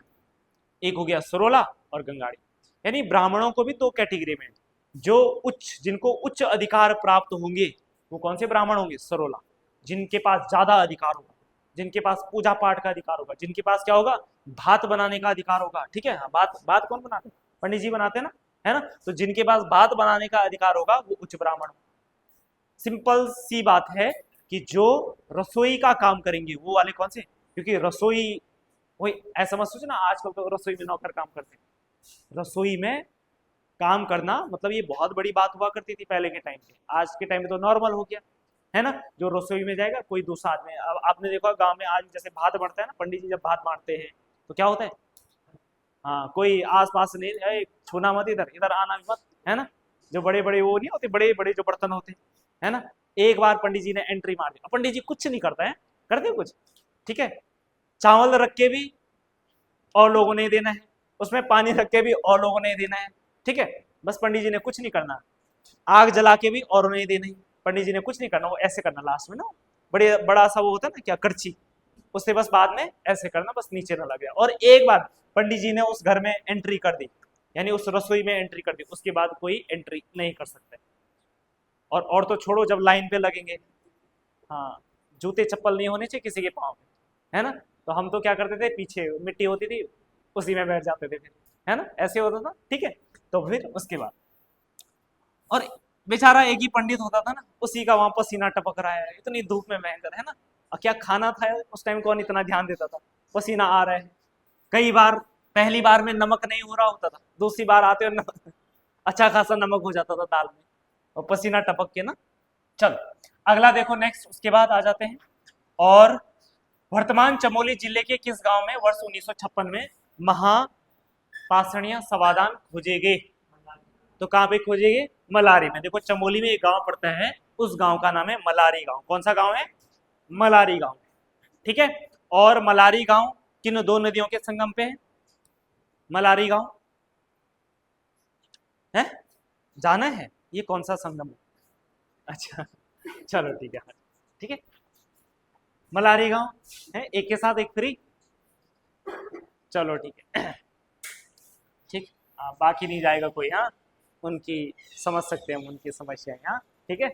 चलो देखो, मलारी गांव की बात करें तो मलारी दो नदियां पड़ती है आपकी, एक गिरिथी नदी आपने सुना होगा, और दूसरी कौन सी नदी, कौन सी नदी दूसरी, कौन सी, कोई सी नदी, कौन सी है सावन, पश्चिमी धौली गंगा। इन दो नदियों के संगम पे आपका कौन सा स्थान है, मलारी नामक स्थान है। और इसी मलारी नामक स्थान से महापाषाणीय समाधान की खोज हुई है। समाधान का मतलब क्या है, यहाँ से कंकाल टाइप के मिले, ठीक है। चलो मलारी गांव की और बात करें तो, और यहाँ से क्या मिला है, तो यहाँ से मिला है 5.2 kg, 2 kg का क्या मिला है, मुखावरण मिला है। और वो भी ऐसे वैसा नहीं भाई, सोने का मिला है, 5 किलो सोना। कितना होता है 5 किलो सोना है, 10 ग्राम की कीमत कितनी है, 1 तोला इज इक्वल टू 10 ग्राम, और 10 ग्राम का कितना है, 1 लाख, 100 ग्राम 10 लाख, 1 किलो सोना, 1 किलो सोना कितने का हो जाएगा, इतनी खतरनाक मैथ्स भी नहीं है ना, 1 लाख, हाँ कितना, 100 लाख, यानी 1 करोड़, और 5 किलो मतलब 5 करोड़, तो 5 करोड़ का सोना मिला है ना, ठीक है। चलो इसके अलावा यहाँ से क्या मिले, इसके अलावा यहाँ से मिले बर्तन, क्या मिले, बर्तन, बर्तन मिले। और जो ये बर्तन है, जो ये मिट्टी के यहाँ पे बर्तन मिले हैं, ऐसा माना जाता है कि ये बर्तन वैसे ही हैं जैसे पाकिस्तान की एक स्वात घाटी है, ठीक है, पाकिस्तान की स्वात घाटी के समान, पाकिस्तान के स्वात घाटी के समान, स्वात घाटी के बर्तन के समान, बर्तन के समान हो जाएगा, ठीक है, पाकिस्तान की स्वात घाटी के बर्तन के समान हो जाएगा, ठीक है। ये बातें आपको क्या रखनी है, याद रखनी। अगला प्रश्न आ जाते हैं, और अगला प्रश्न है हमारे पास, और ये प्रश्न है, वर्ष 1917 में अल्मोड़ा में आयोजित कुमाऊं परिषद के अधिवेशन की अध्यक्षता किसने करी, किसने करी थी, कुमाऊं परिषद का जो पहली मीटिंग हुई थी, या पहला जो सम्मेलन हुआ था, अधिवेशन हुआ था, उसकी अध्यक्षता किसने करी, तो उसकी अध्यक्षता करी जयदत्त जोशी ने करी। सबसे पहली बात आपको ये याद रखनी है कि कुमाऊं परिषद की स्थापना कब हुई, कब हुई कुमाऊं परिषद की स्थापना, 1916 में, 1916 में कब, ठीक है। तो इसकी स्थापना की अगर बात करें कुमाऊं परिषद की, तो इसकी स्थापना हुई 30 सितंबर 1916, ठीक है। 30 सितंबर 1916 को कुमाऊं परिषद की स्थापना हुई। कुमाऊं परिषद के जो नेता थे या जिन लोगों ने इसकी स्थापना करी, उनका ये मानना था कि हमें क्षेत्रीय मुद्दों पे क्या देना पड़ेगा, ध्यान देना पड़ेगा, ठीक है। और अगर हमें क्षेत्रीय मुद्दों पे ध्यान देना पड़ेगा, क्योंकि उस टाइम पे कुमाऊं में कई सारी प्रॉब्लम चल रही थी, जैसे आपकी कुली बेगार संबंधी समस्या चल रही थी, इसके अलावा जंगलात संबंधी समस्या चल रही थी, क्योंकि अंग्रेजों ने सारे जंगलों पे क्या कर दिया था, अतिक्रमण कर दिया था, सारे जंगलों पे अधिकार कर लिया था। अब गांव के लोग घास काटने कहाँ जाएंगे, लकड़ी लेने कहाँ जाएंगे, पशु कहाँ चराएंगे, अंग्रेज तो कह रहे हैं कि आप लोग जंगल नहीं जाएंगे। अब ये क्या बात हुई, है ना। गांव का जीवन ही क्या है, जंगल है, उसके बिना तो रह नहीं सकते। और अचानक कोई बाहर का आया व्यक्ति ये कहे कि आप नहीं जाओगे, तो गड़बड़ हो जाएगा ना, ठीक है। तो कुमाऊं में कई सारी प्रॉब्लम्स थी, इसी प्रॉब्लम्स को सॉर्ट आउट करने के लिए, इसी के सोल्यूशन के लिए कुमाऊं के नेताओं के द्वारा कुमाऊं परिषद का क्या किया गया, गठन किया गया। और गठन कब किया गया, 30 सितंबर 1916।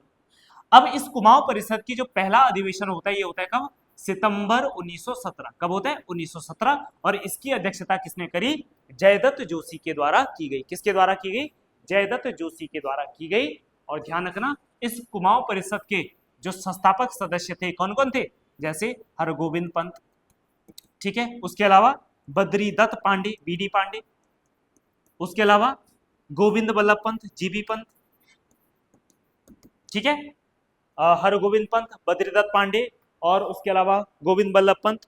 गोविंद बल्लभ पंत के अलावा आपके और कौन कौन से हो जाएंगे, तो और लोग भी होंगे, जैसे प्रेम बल्लभ पांडे, लिखना है ये भी लिख दो, प्रेम बल्लभ पांडे।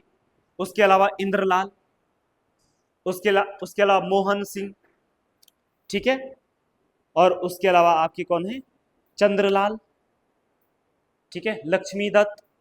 तो ये कई सारे इसके क्या थे, फाउंडिंग मेंबर थे, ठीक। चलो अगला प्रश्न,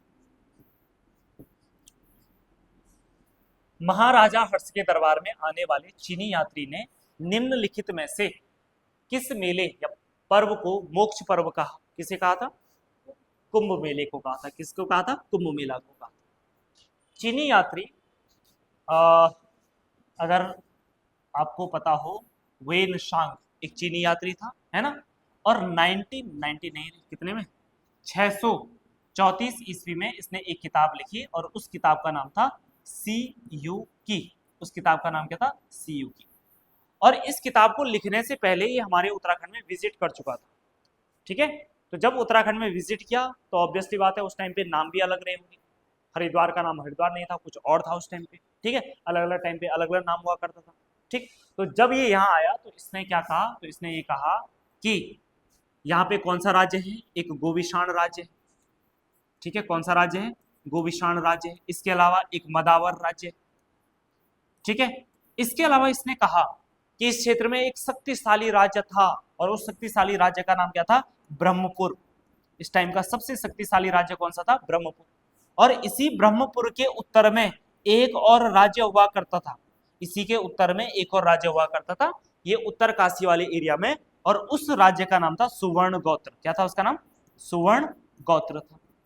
और इसी सुवर्ण गोत्र राज्य को ही क्या बोलते थे, स्त्री राज्य भी कहा जाता था। क्या कहा जाता था, स्त्री राज्य। तो इतनी जानकारी हमें इसके यात्रा वृत्तांत सी यू की से प्राप्त होता है, क्लियर।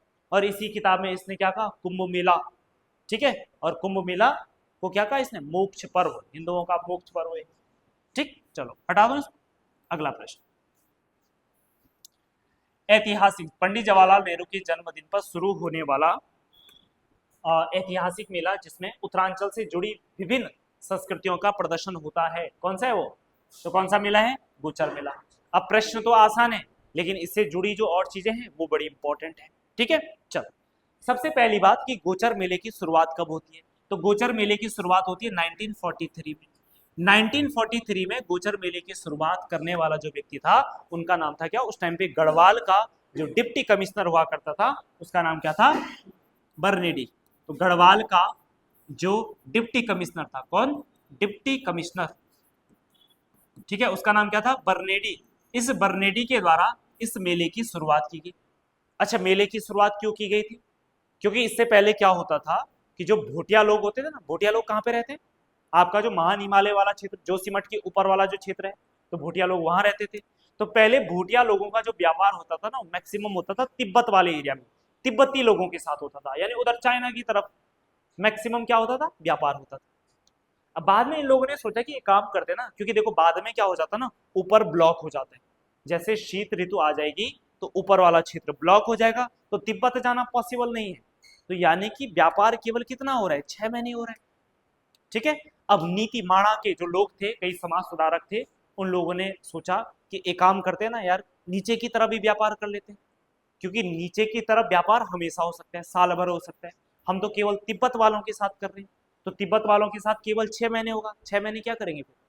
तो एक काम करेंगे, अगर पूरे साल भर करना है तो हम कहाँ करेंगे, नीचे की तरफ भी हमें क्या करना चाहिए, व्यापार करना चाहिए। ठीक है। और देखो व्यापार करने के लिए सबसे बड़ी चीज चाहिए होती है आपको, क्या, मार्केट चाहिए होता है, बाजार चाहिए होता है। ठीक है। और बाजार का अगर माहौल तैयार करना है तो इसके लिए सबसे बढ़िया क्या है, मेला। मेला क्या है, मेला बाजार ही तो है, और क्या है ना। तो फिर क्या किया गया, माणा घाटी के एक व्यक्ति थे जिनका नाम था गोविंद प्रसाद नौटियाल। ठीक है, गोविंद प्रसाद नौटियाल।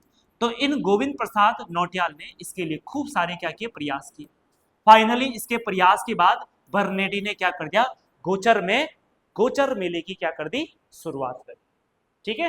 तो गोचर मेले को शुरुआत करने में सबसे बड़ी जो भूमिका वो किसकी है, माणा घाटी की जो प्रसिद्ध समाज सेवी है जिनका नाम क्या है, गोविंद प्रसाद नौटियाल।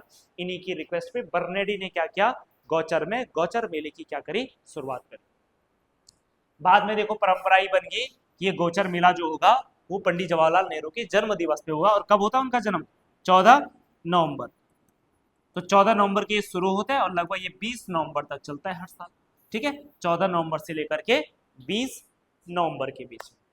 ठीक, चल अगला प्रश्न। बाकी देखो ये जो और है, कंडाली उत्सव सभी को पता है कहाँ पे होता है, पिथौरागढ़ में होता है। और टपकेश्वर मेला कहाँ होता है, देहरादून में होता है। ग्रीष्मोत्सव ये अलग अलग क्षेत्रों में होता रहता है, मसूरी में, अल्मोड़ा में, ठीक है, हर जगह होता रहता है। ठीक, चलो अगला प्रश्न। उत्तरकाशी में प्रतिवर्ष चैत्र मास के कृष्ण पक्ष की त्रयोदशी तिथि को निम्नलिखित में कौन सी एक दिवसीय पौराणिक विधान वाली यात्रा प्रारंभ होती है। ये होती है आपकी वारुणी पंचकोसी यात्रा। क्या है, वारुणी पंचकोसी यात्रा। ठीक है, वारुणी पंचकोसी यात्रा। ठीक है, जो ये वारुणी पंचकोसी यात्रा है ये लगभग कितने किलोमीटर की है, बहुत लंबी यात्रा नहीं है, ये आपकी कितने किलोमीटर की है, 15 किलोमीटर की। कितनी है, 15 किलोमीटर की। सहस्त्र ताल महासर ताल की बात करें तो ये आपका टेरी गढ़वाल और प्लस उत्तरकाशी। ठीक है। अब बाकी पवाली कांठा केदार यात्रा, ठीक है, तो ये आपकी टिहरी गढ़वाल और किसके बीच में होती है, रुद्रप्रयाग के बीच में होती है। लगभग ये 29 किलोमीटर की यात्रा है। ठीक है। और देवरा यात्रा कहाँ होती है, देवरा यात्रा होती है आपकी कहां पर, तो ये होती है आपकी पिथौरागढ़ में होती है। राइट, कहां पे होती है, पिथौरागढ़ में।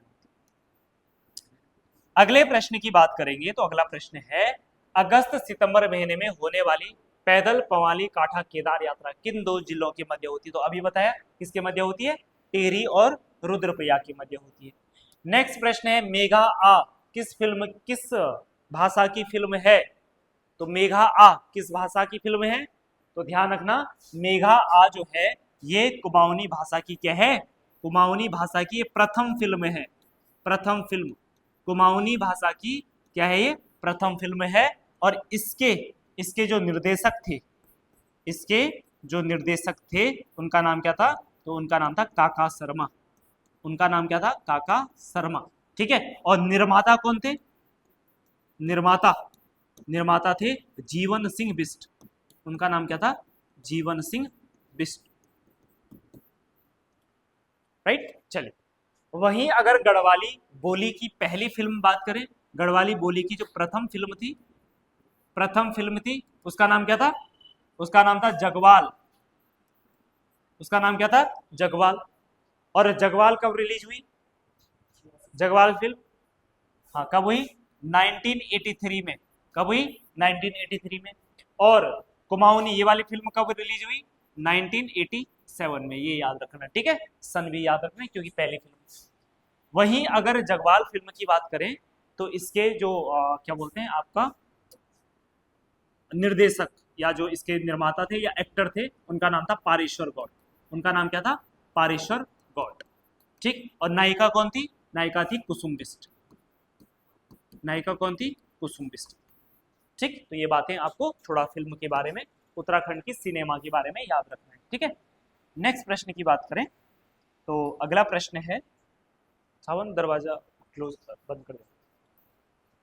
अगला प्रश्न है, श्रावण व पौष माह में लगातार 22 दिन तक आयोजित होने वाली धार्मिक यात्रा क्या कहलाती है? तो क्या कहलाती है? तो ये कहलाती है आपकी बैसी। और जो यात्रा होती है कहाँ पे होती है? ये पिथौरागढ़ में होती है।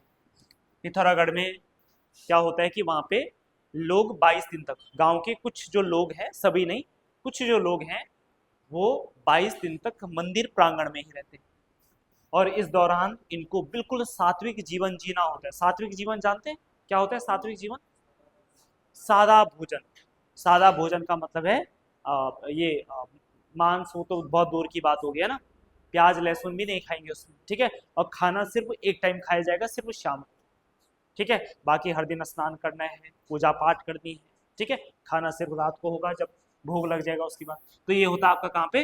पिथौरागढ़ में होता है। ठीक है। चलो नेक्स्ट प्रश्न की बात। बाकी भिरौली मैंने कई बार बताया है, आपका संतान कल्याण के लिए होता है। ठीक है। नुणाई भेड़ चरवाहे जौनसार वाले क्षेत्र में। ठीक।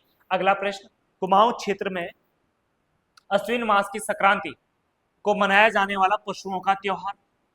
पहली बात तो ये समझिए संक्रांति होती क्या है? क्या होती है संक्रांति? संग्राम सुने हैं? बोला संग्राम है, सुने आप? है संग्राम है बोलते हैं। संग्राम कब है कि हमेशा कंफ्यूजन रहता ना घर में, संग्राम कब है? कोई बोलता आज है, कोई बोलता कल है। क्या होती है संग्राम? संग्राम क्या होती है? हिंदी कैलेंडर के हिसाब से साल का नहीं, महीने का जो पहला दिन होता है उसी को संग्राम बोलते हैं। ठीक है। और जो अश्विन मास की जो संक्रांति होती है, यानी अश्विन माह का जो पहला दिन होता है, ठीक है, उस दिन कौन सा त्योहार मनाया जाता है? तो जो पशुओं का जो त्योहार होता है उसी को क्या बोलते हैं? खतड़वा उत्सव बोलते हैं, या इसी को क्या बोलते हैं? गैत्यार भी बोलते हैं। क्या बोलते हैं? गैत्यार बोलते हैं। इस दिन पशुओं की खूब सेवा की जाती है। ठीक है। गैत्यार त्योहार या खतड़वा उत्सव भी कहा जाता है। और ये कहाँ पे होता है? स्पेशली ये होता है आपका कहाँ पे? कुमाऊं में होता है। कहाँ पे होता है? कुमाऊं क्षेत्र में होता है। वहीं अगर फूलदेई की बात करें तो फूलदेई तो आपने सुना होगा, फूल डाला है आपने? हैं डाला है? छोटे जब छोटे छोटे बच्चे हुआ करते थे, है ना, तो प्रत्येक दिन क्या करते थे, जब भी ये दिन आता, कब होता है साल में? किस टाइम पे होता है? मार्च में होता है ना, मार्च में, जब चारों तरफ क्या होती है?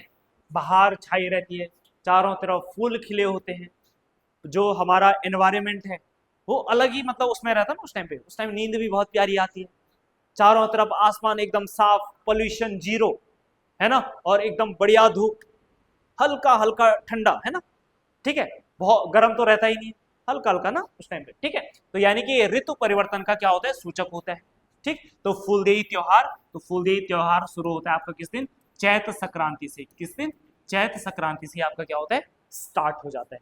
इसी को अलग अलग नामों से हमारे उत्तराखंड में जाना जाता है, फूलदेई, फूल संग्राम। ठीक है। अलग अलग नामों से क्या किया जाता है। और देखो आजकल जैसे बोली से प्रश्न आ रहे हैं, तो ऐसा आ सकता है कि फूलदेई में किस देवी की पूजा की जाती है? कौन सी देवी होती है? चैती देवी। हाँ। कौन सी देवी होती है? हैं? कोई देवी तो होती होगी ना, जो कंधे में रखते हैं ना, कंधे में रखते हैं ना, बच्चे इधर उधर करते रहते हैं। हाँ। तो कौन सी देवी होती है? अरे आपने नहीं सुना जय घोगा माता? नहीं सुना? ऐसा नहीं सुना आपने? अच्छा नहीं होता है। आप कहाँ से हो? अच्छा बोली में नहीं होता है? ये देखो झूठ बोल रहा है। तो वहाँ कैसा वाला होता है? अच्छा सब जगह, बाकी जगह भी ऐसे ही होता है? सावन आपके इधर कैसे?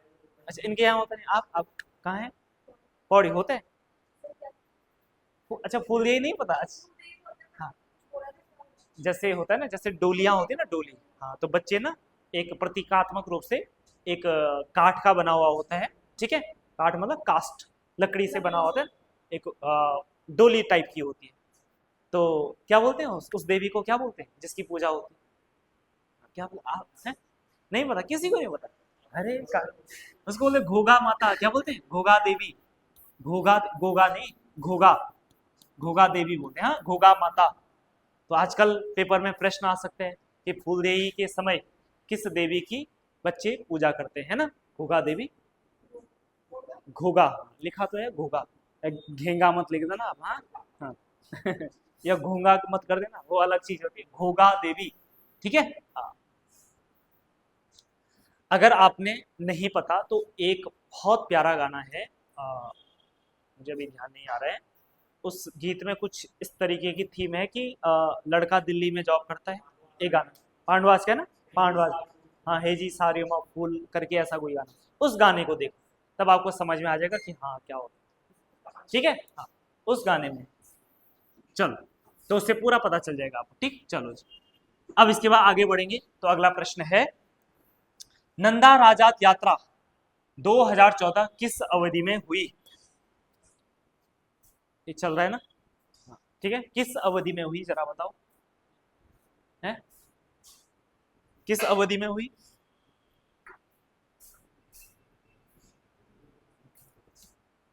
बताओ। ये हुई आपकी 18 अगस्त से 6 सितंबर के बीच में हुई, 18 अगस्त से 6 सितंबर के बीच में नंदा राजात यात्रा 2014 आयोजित की गई है, ठीक है। और आपको पता होना चाहिए कि नंदा राजात यात्रा हर 12 साल में होती है, यानी अगली बार अब कब होगी? 2026, तो अगले साल फिर से नंदा राजात यात्रा होगी, ध्यान रखना, ठीक है। चलो बाकी मैं आपको कई बार बता चुका हूँ, नंदा राजात यात्रा नौटी गांव से शुरू होती है, बीच में इड़ा बधानी गांव आता है, जो ऐसा माना जाता है कि माँ नंदा का क्या है, नैनीहाल है। बीच में आपका कौन सा गांव आता है? भगोती, सुना है आपने भगोती गांव? जय भगवती नंदा नहीं सुना आपने, नरेंद्र सिंह ने गीत है ना। भगवती जो गांव आता है, ऐसा माना जाता है कि मां नंदा का क्या है, मायके का अंतिम गांव है। फिर अगला गांव जो शुरू होता है उसको बोलते हैं कुलसारी, और इस गांव को माना जाता है ये ससुराल क्षेत्र का पहला पहला गांव है, पहला पड़ाव है। उसके बाद कई सारे गांव और भी बीच में आते हैं। फिर एक गांव आता है नंद केसरी, और नंद केसरी में कुमाऊं की जो नंदा होती है वो नंदा राजात में शामिल हो जाती है, कुमाऊं के लोग इसमें शामिल हो जाते हैं। फिर बीच में थराली आता है, फिर बीच में एक गांव, लास्ट गांव आता है बाण गांव, ठीक है। और यहाँ बाण गांव क्या है, यहाँ पे लाटू देवता का मंदिर है, तो यहाँ पे नंदा जी की मुलाकात लाटू देवता से होती है। फिर यहाँ से यात्रा आगे जाती है, और आगे जाकर के एक स्थान पड़ता है पातर नचौड़िया, और इसी पातर नचौड़िया से क्या होता है कि महिलाएं अब इससे आगे यात्रा में शामिल नहीं होती, ठीक है। तो ये प्रश्न भी आता है कि महिलाएं इस यात्रा में अंतिम कहाँ पे शामिल होती है, तो कहाँ पे होती है? पातर नचौड़िया में। इसके बाद क्योंकि यात्रा बहुत टफ है ना, रास्ता बिल्कुल अच्छा नहीं है, बहुत चढ़ाई चढ़नी पड़ती है, तो इसलिए महिलाओं को शामिल नहीं किया जाता है। फिर लास्ट आपकी यात्रा कहाँ पहुंचती है?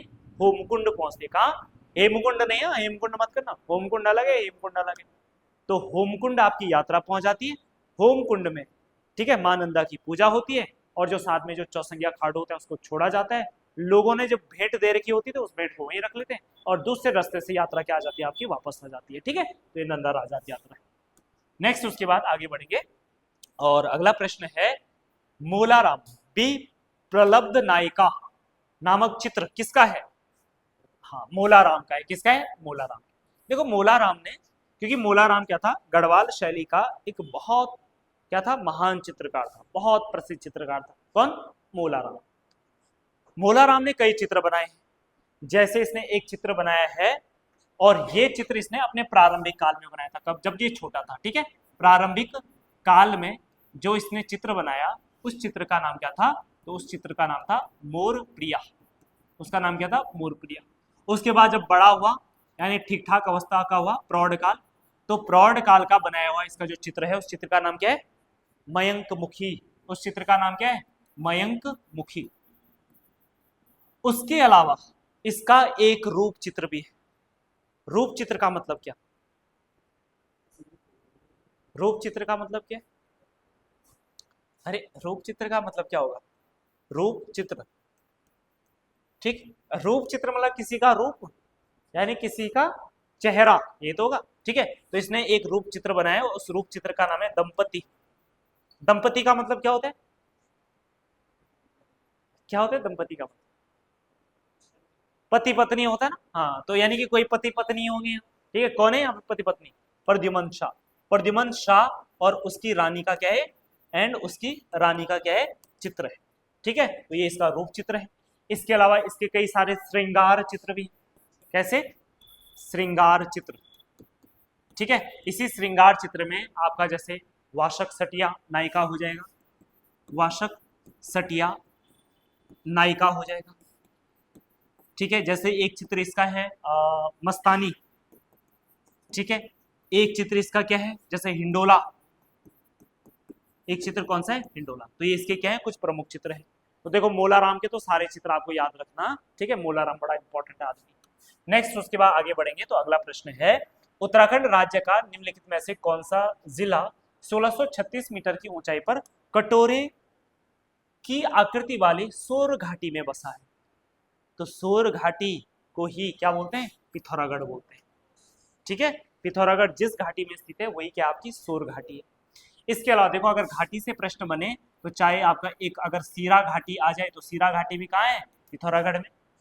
इसके अलावा अगर आ जाए आपके पास ब्यास घाटी या ब्यासी घाटी, ठीक है, या जोहार घाटी, ये सब कहाँ है आपके? या दारमा घाटी। ठीक है, ये कहां पर है? आपके पिथौरागढ़ में। वहीं चमोली की बात करें तो अगर आपके पास आ जाए हेलंग घाटी, हेलंग कहाँ है? हेलंग घाटी कहाँ है? हेलंग घाटी कहाँ है? अरे कहाँ है? चमोली में है। चमोली में तो लिख रहा हूं मैं, अभी भी कंफ्यूजन हो रहा है। हेलंग घाटी कहाँ है? चमोली में। नीलंग घाटी कहाँ है? ये उत्तरकाशी में। ठीक है, कंफ्यूज मत होना। हेलंग है चमोली में, नीलंग है उत्तरकाशी में। ठीक है, हेलंग घाटी। उसके अलावा मलारी, मलारी तो सभी को पता है, मलारी घाटी। नीति घाटी, नीति घाटी। माणा घाटी कहाँ है? पिंडर घाटी चमोली में। उत्तरकाशी में बात करें तो आपका नीलंग, नीलंग घाटी, जादुंग, ये भी बताया भी था थोड़ी देर पहले। और देहरादून में कौन सी घाटी है? देहरादून में कौन सी घाटी है? कोई सी भी नहीं है। अच्छा, देहरादून में कौन सी घाटी है? दून घाटी। और कौन सी घाटी होगी यहाँ? ठीक है, हैं? देहरादून में कौन सी घाटी है? दून घाटी है। बताओ, जहां है उसी का पता नहीं है। देहरादून में कौन सी घाटी है? दून घाटी है। ठीक है, चलो अगला प्रश्न आ जाओ। नेक्स्ट प्रश्न, वशिष्ठ केव। देखो वशिष्ठ केव की बात करें तो बताओ, देखो वशिष्ठ केव क्या टिहरी में? बिल्कुल ठीक है। श्रृंगी गुफा, ये भी ठीक है। राम गुफा है, ठीक है। शंकर गुफा, ये गलत है। ये कहाँ है आपका? ये है पौड़ी में, देवप्रयाग में। ठीक है, ये देवप्रयाग में हो जाएगा। ठीक है, चलो अगला प्रश्न, नेक्स्ट आ जाओ। बद्रीनाथ मंदिर 3 भागों में बटा है, कूट के माध्यम से सही बताना है आपको। देखो बद्रीनाथ मंदिर ना 3 भागों में बटा है। एक भाग इसका सीलवार कहलाता है, दूसरा भाग इसका मंडप, ठीक है, मंडप कहलाता है, और तीसरा क्या कहलाता है? गर्भगृह। ठीक है, तो ए सी डी है कहीं? ए सी डी, ए वाला आपका करेक्ट आंसर हो जाएगा। अगर आपसे पूछा जाए कि जो बद्रीनाथ मंदिर है वो किस शैली में है, तो फिर आपका आंसर क्या होगा? ठीक है, किस शैली में बद्रीनाथ मंदिर? तो देखो ये है आपका मुगल शैली में। ठीक है, मुगल शैली के अलावा, ठीक है, इसको शंकुधारी शैली भी कहा जाता है। कौन सी शैली? शंकुधारी शैली, क्योंकि इसका जो मुख्य द्वार है वो किस आकार का है? धनुष के आकार का है। ठीक है, तो शंकुधारी या आपका कौन सा हो जाएगा? मुगल शैली हो जाएगा। ठीक है, इसके अलावा देखो अगर बद्रीनाथ मंदिर की बात करें तो बद्रीनाथ मंदिर के बारे में भी कई सारी चीजें हैं। ठीक, बद्रीनाथ में देखो एक मंदिर एक उत्सव होता है, उस उत्सव को क्या बोलते हैं? कड़ाई उत्सव। कौन सा उत्सव बोलते हैं? कड़ाई उत्सव। बद्रीनाथ में कौन सा उत्सव होता है? कड़ाई उत्सव होता है। इसके अलावा बद्रीनाथ में कहाँ के पुजारी पूजा करते हैं? साउथ, साउथ तो बहुत बड़ा है ना। हाँ, आंध्र प्रदेश के, तेलंगाना, केरल के जो नंबूदारी ब्राह्मण होते हैं, केरल के कौन से? नंबूदारी ब्राह्मण। नंबूदारी ब्राह्मण क्या करते हैं? यहाँ पे पूजा करते हैं। ठीक है, देखो शंकराचार्य कितने खतरनाक व्यक्तित्व रहा होगा ना उनका। क्यों? देखो एक तो उन्होंने मंदिर की स्थापना कहाँ करी? इधर करी, लेकिन क्या बोला? पुजारी कौन होगा?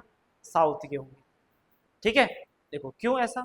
वो ऐसा इसलिए कि देखो मंदिर यहाँ है तो हम ज्यादा ना बने ना, हमारे बात किया, हमारे पास बद्रीनाथ है, केदारनाथ है ना, ये है वो है, धाम तो हमारे यहाँ पे है 4 धाम।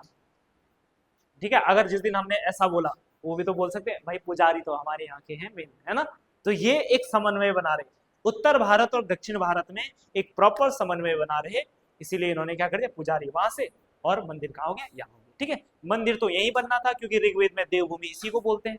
ठीक है, तो ज्यादा पौराणिक मान्यता यहीं की। ठीक, चलो उसके अलावा देखो बद्रीनाथ मंदिर की अगर और बात करें तो बद्रीनाथ मंदिर के बारे में और क्या क्या बात हो सकती है, तो निर्माण लिखना है इसका कि इसका निर्माण किसने कराया था।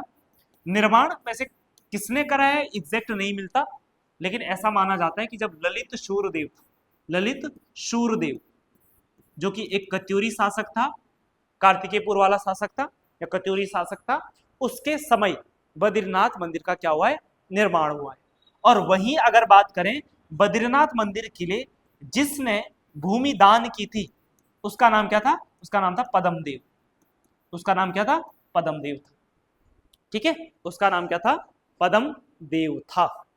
ठीक है, और बद्रीनाथ में एक भोग लगता है किसका, भात का भोग लगता है। ठीक है, आप लिखना चाहते हो तो लिख भी सकते हैं। ठीक, इसके अलावा बाकी ये चीजें हैं। और बद्रीनाथ मंदिर कितनी हाइट पे है, कितनी ऊंचाई पर है, ऊंचाई कितनी है, 31-33 मीटर। कितना, 31-33 मीटर।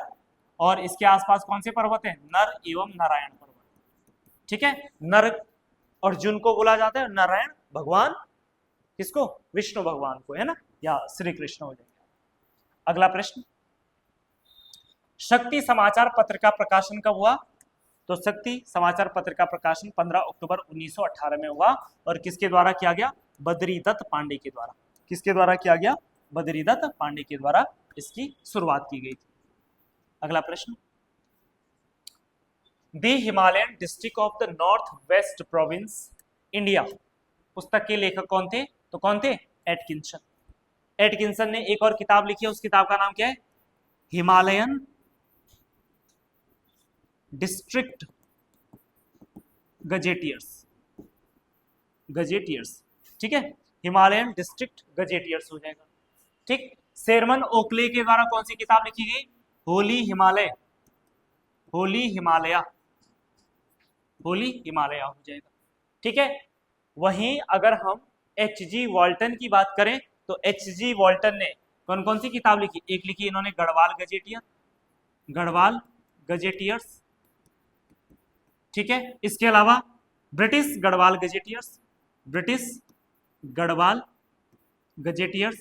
ठीक है, उसके अलावा एक और किताब लिखी अल्मोड़ा गजेटियर्स। ठीक है, अल्मोड़ा गजेटियर्स हो जाएगा। एक किताब लिखी है किसने, H.G. वॉल्टन के द्वारा लिखी गई किताब है। ठीक है, और बाकी विलियम्स के बारे में अगर लिखना है तो इन्होंने एक किताब लिखी मेमोयर्स ऑफ देहरादून। कौन सी, मेमोयर्स ऑफ देहरादून।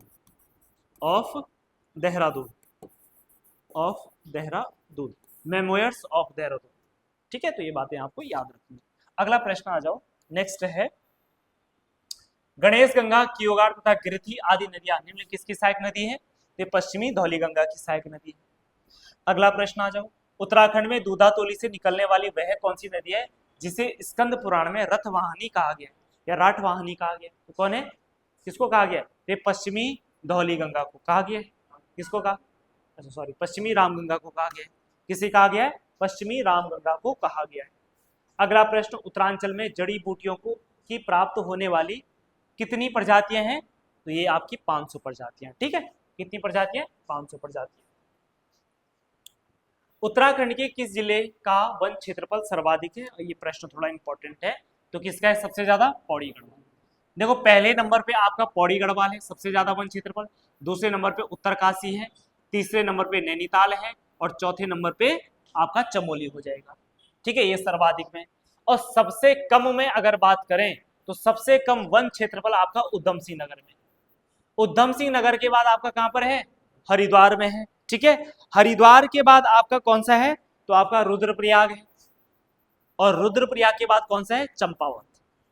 ठीक है, सबसे कम उधम सिंह नगर, फिर हरिद्वार, फिर रुद्रप्रयाग, और फिर आपका चंपावत। अब एक प्रश्न यहाँ पे प्रतिशत से भी बनता है, सर्वाधिक वन प्रतिशत। ठीक है, प्रतिशत में बात करें तो सर्वाधिक 1% कहाँ का है, तो यह चंपावत का है। कितना है, 69%। ठीक है, ये सर्वाधिक प्रतिशत की बात करें, सर्वाधिक की बात करें। दूसरे नंबर पे कौन सा आता है, नैनीताल, और नैनीताल में कितना है, 67%। नैनीताल में कितना है, 67% है। वहीं अगर तीसरे नंबर पे बात करें तो तीसरे नंबर पे कौन सा है, पौड़ी, पौड़ी में कितना है, 63%। और चौथे नंबर पे कौन सा आता है, टिहरी गढ़वाल, और टिहरी गढ़वाल में कितना है, 61% हो जाएगा। ठीक है, वहीं अगर सबसे कम 1% में बात करें तो सबसे कम कहां का होगा, उधम सिंह नगर ही आएगा, आपका लगभग कितना, 19%। दूसरे नंबर पे कौन सा आ जाएगा, हरिद्वार, और हरिद्वार का कितना है, लगभग 23%। ठीक है, और तीसरे नंबर पे आपका कौन सा है, तो तीसरे नंबर पे है पिथौरागढ़, तीसरे नंबर पे आपका पिथौरागढ़, और पिथौरागढ़ का है 30%। और चौथे नंबर पे आपका चमोली, चमोली में कितना, 32% हो जाएगा। ठीक है, ये बातें याद रखना। इसके अलावा पूरे उत्तराखंड में कुल 1% की बात करें तो कितना है, 45.44% है। कितना है, कुल वन क्षेत्रफल, यानी उत्तराखंड की जितनी भूमि है ना, टोटल 100% भूमि होगी, उसमें से 45% भूमि पे क्या है, आपके वन है। नेक्स्ट प्रश्न, अगला प्रश्न आ जाओ। देखो बुग्याल को सूची 2 से सुमेलित करना है, तो सुमेलित करिए। देखो क्वारी पास, सबसे पहले क्वारी पास, क्वारी पास का है आपका, तो ये विरही के ऊपर, ठीक है। नंदन कानन, फूलों की घाटी, ठीक है। घसतोली, देखो ये बद्रीनाथ, घसतोली, रत्ताकौन, लक्ष्मीवन, 5 बुग्याल बताए थे बद्रीनाथ के ऊपर, ठीक है। तो ये घसतोली आपका बद्रीनाथ के ऊपर हो जाएगा, और बर्मी बुग्याल आपका कहाँ हो जाएगा, रुद्रनाथ में हो जाएगा। ठीक है, बाकी आप मिलान कर देना। ठीक है, अगला प्रश्न आ जाओ। नेक्स्ट प्रश्न है, प्राचीन समय में उत्तराखंड की असिंचित भूमि को क्या कहा जाता था, क्या कहा जाता था, ये कहा जाता था इजर या इजराइन कहा जाता था। ठीक है, इजराइन, ठीक है। तलाव भूमि, उपराव भूमि और इजराइन भूमि। तलाव भूमि वो भूमि हुआ करती थी जहां पे क्या होती थी, सिंचाई की पूरी व्यवस्था होती थी, और सिंचाई की जो पूरी व्यवस्था होती थी जनरली कहाँ होती थी, नदी घाटी के आसपास, घाट गदेरे के आसपास की जो भूमि होती थी, वहां पे क्या होता था, सिंचाई का अच्छा साधन होता था, इसलिए वहां पे सिंचाई, और ऐसी भूमि को तलाव कहते थे। उससे ऊपर वाली थोड़ी ऐसी भूमि जो ठीक ठाक है लेकिन उतनी मात्रा में सिंचाई नहीं होती, उसको उपराव भूमि बोलते थे। और वनों से लगी भूमि जहां पे आपका एग्रीकल्चर ना के बराबर होता है, ऐसी भूमि को क्या बोलते हैं, इजराइन, झाड़ी वाली जो भूमि होती थी। ठीक है, चल नेक्स्ट प्रश्न, कीड़ा जड़ी या वासु वासी गुम्बा क्या है, तो ये क्या है, एक औषधि। ठीक है, ये क्या है, एक औषधि। ठीक, अगला प्रश्न आ जाओ। निम्न किसका बंदोबस्त सन 80 का बंदोबस्त के नाम से प्रसिद्ध है, तो किसका बंदोबस्त है, तो यह है आपका ट्रेल। ठीक है, ट्रेल का बंदोबस्त, सन 80 का बंदोबस्त यह आपका प्रसिद्ध है। देखो ध्यान रखना, 1823 में क्या होता है, एक बंदोबस्त होता है। ठीक है, और इससे पहले जो बंदोबस्त होते थे वो 3-3 साल के लिए होते थे। पहली बार 1823 ईस्वी में ट्रेल के द्वारा क्या कराया गया कि अब जो अगला बंदोबस्त होगा वो 5 साल के लिए होगा, इसलिए इस वाले बंदोबस्त को पंचसाला बंदोबस्त भी कहा जाता है। ठीक है, अब देखो ये तो है अंग्रेजी कैलेंडर के हिसाब से 1823, वहीं अगर हिंदू कैलेंडर के हिसाब से देखें तो 1823 बराबर होता है किसके बराबर, 1880 के बराबर, क्योंकि हमारा कैलेंडर अंग्रेजों के कैलेंडर से 57 साल आगे है।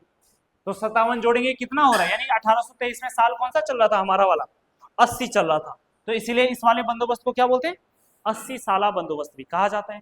ठीक, चलो नेक्स्ट प्रश्न, और अगला प्रश्न है, भोटिया जनजाति के लोकगीत हैं, देखो तुबेरा, बाजू, तिमाली सभी हैं, तो ये सभी आपके सही हो जाएंगे।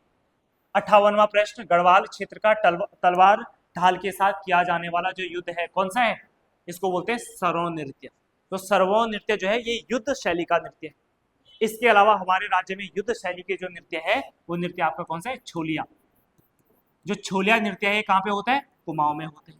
इसके अलावा एक और नृत्य जिसको बोलते हैं पौड़ा नृत्य, और ये पौड़ा नृत्य किसके द्वारा किया जाता है, भोटिया जनजाति के द्वारा किया जाता है। तो सरव नृत्य, पौड़ा नृत्य और छोलिया नृत्य ये किस प्रकार के नृत्य है, युद्ध शैली के नृत्य है। ठीक, चलो नेक्स्ट प्रश्न आ जाओ, अगला प्रश्न, बागनाथ नामक देवता की पूजा कौन करते हैं, तो बागनाथ नामक देवता की जो पूजा करते हैं राजी करते हैं। देखो बागनाथ हैं, गणेनाथ हैं, मल्लिकार्जुन हैं, ठीक है, मल्लिकार्जुन, गणनाथ, गणेनाथ हो जाएगा, मल्लिकार्जुन हो गया, सेम हो गया। इनकी पूजा कौन करते हैं? राजी लोग करते हैं। और इनके मुख्य देवता कौन है? बागनाथ है। राजी लोगों में कई प्रकार की प्रथाएं प्रचलित है, जैसे इनमें एक पलायन विवाह भी है, पलायन विवाह नामक प्रथा भी इनमें प्रचलित है। इसके अलावा इसमें वधु मूल्य प्रथा भी प्रचलित है। वधु मूल्य प्रथा, वधु मूल्य प्रथा का मतलब है कि भाई अगर आपको शादी करनी है तो जो दुल्हन वाले पक्ष है उनको आपको पैसा देना पड़ेगा। अच्छा सिस्टम है ना, है ना? अच्छा सिस्टम है ना। हाँ, यहाँ तो क्या होता है, उल्टा होता है, लड़के वालों को देते, वहां पे लड़की वालों को। अब उनको हम पिछड़े बोल रहे हैं, वो तो एडवांस हो गए ना, है ना? ठीक है, चलो वधु मूल्य प्रथा इनमें क्या है? प्रचलित थी। ठीक, इसके अलावा अगला प्रश्न, और आज की क्लास का ये लास्ट प्रश्न है, उत्तराखंड राज्य की भोटिया जनजाति किस मानव प्रजाति से संबंधित है? तो कौन सी है? कौन सी हो जाएगी? मंगोलॉइड हो जाएगी, है ना, या तिब्बती भी आप कह सकते हैं। ठीक है, तो मंगोलॉइड प्रजाति से आपकी क्या हो जाएगी? संबंधित तो हो जाएगी। बाकी भूटिया के बारे में मैं आपको ऑलरेडी बता चुका हूं। ठीक है, चलो, तो इसके साथ ये था उत्तराखंड का सेट नंबर 37 का सॉल्यूशन। ठीक है, और इसके बाद जो आपका भाग 2 होगा उसमें जीएस और हिंदी क्या होगा? डिस्कस होगा। ठीक है, चलिए, थैंक यू।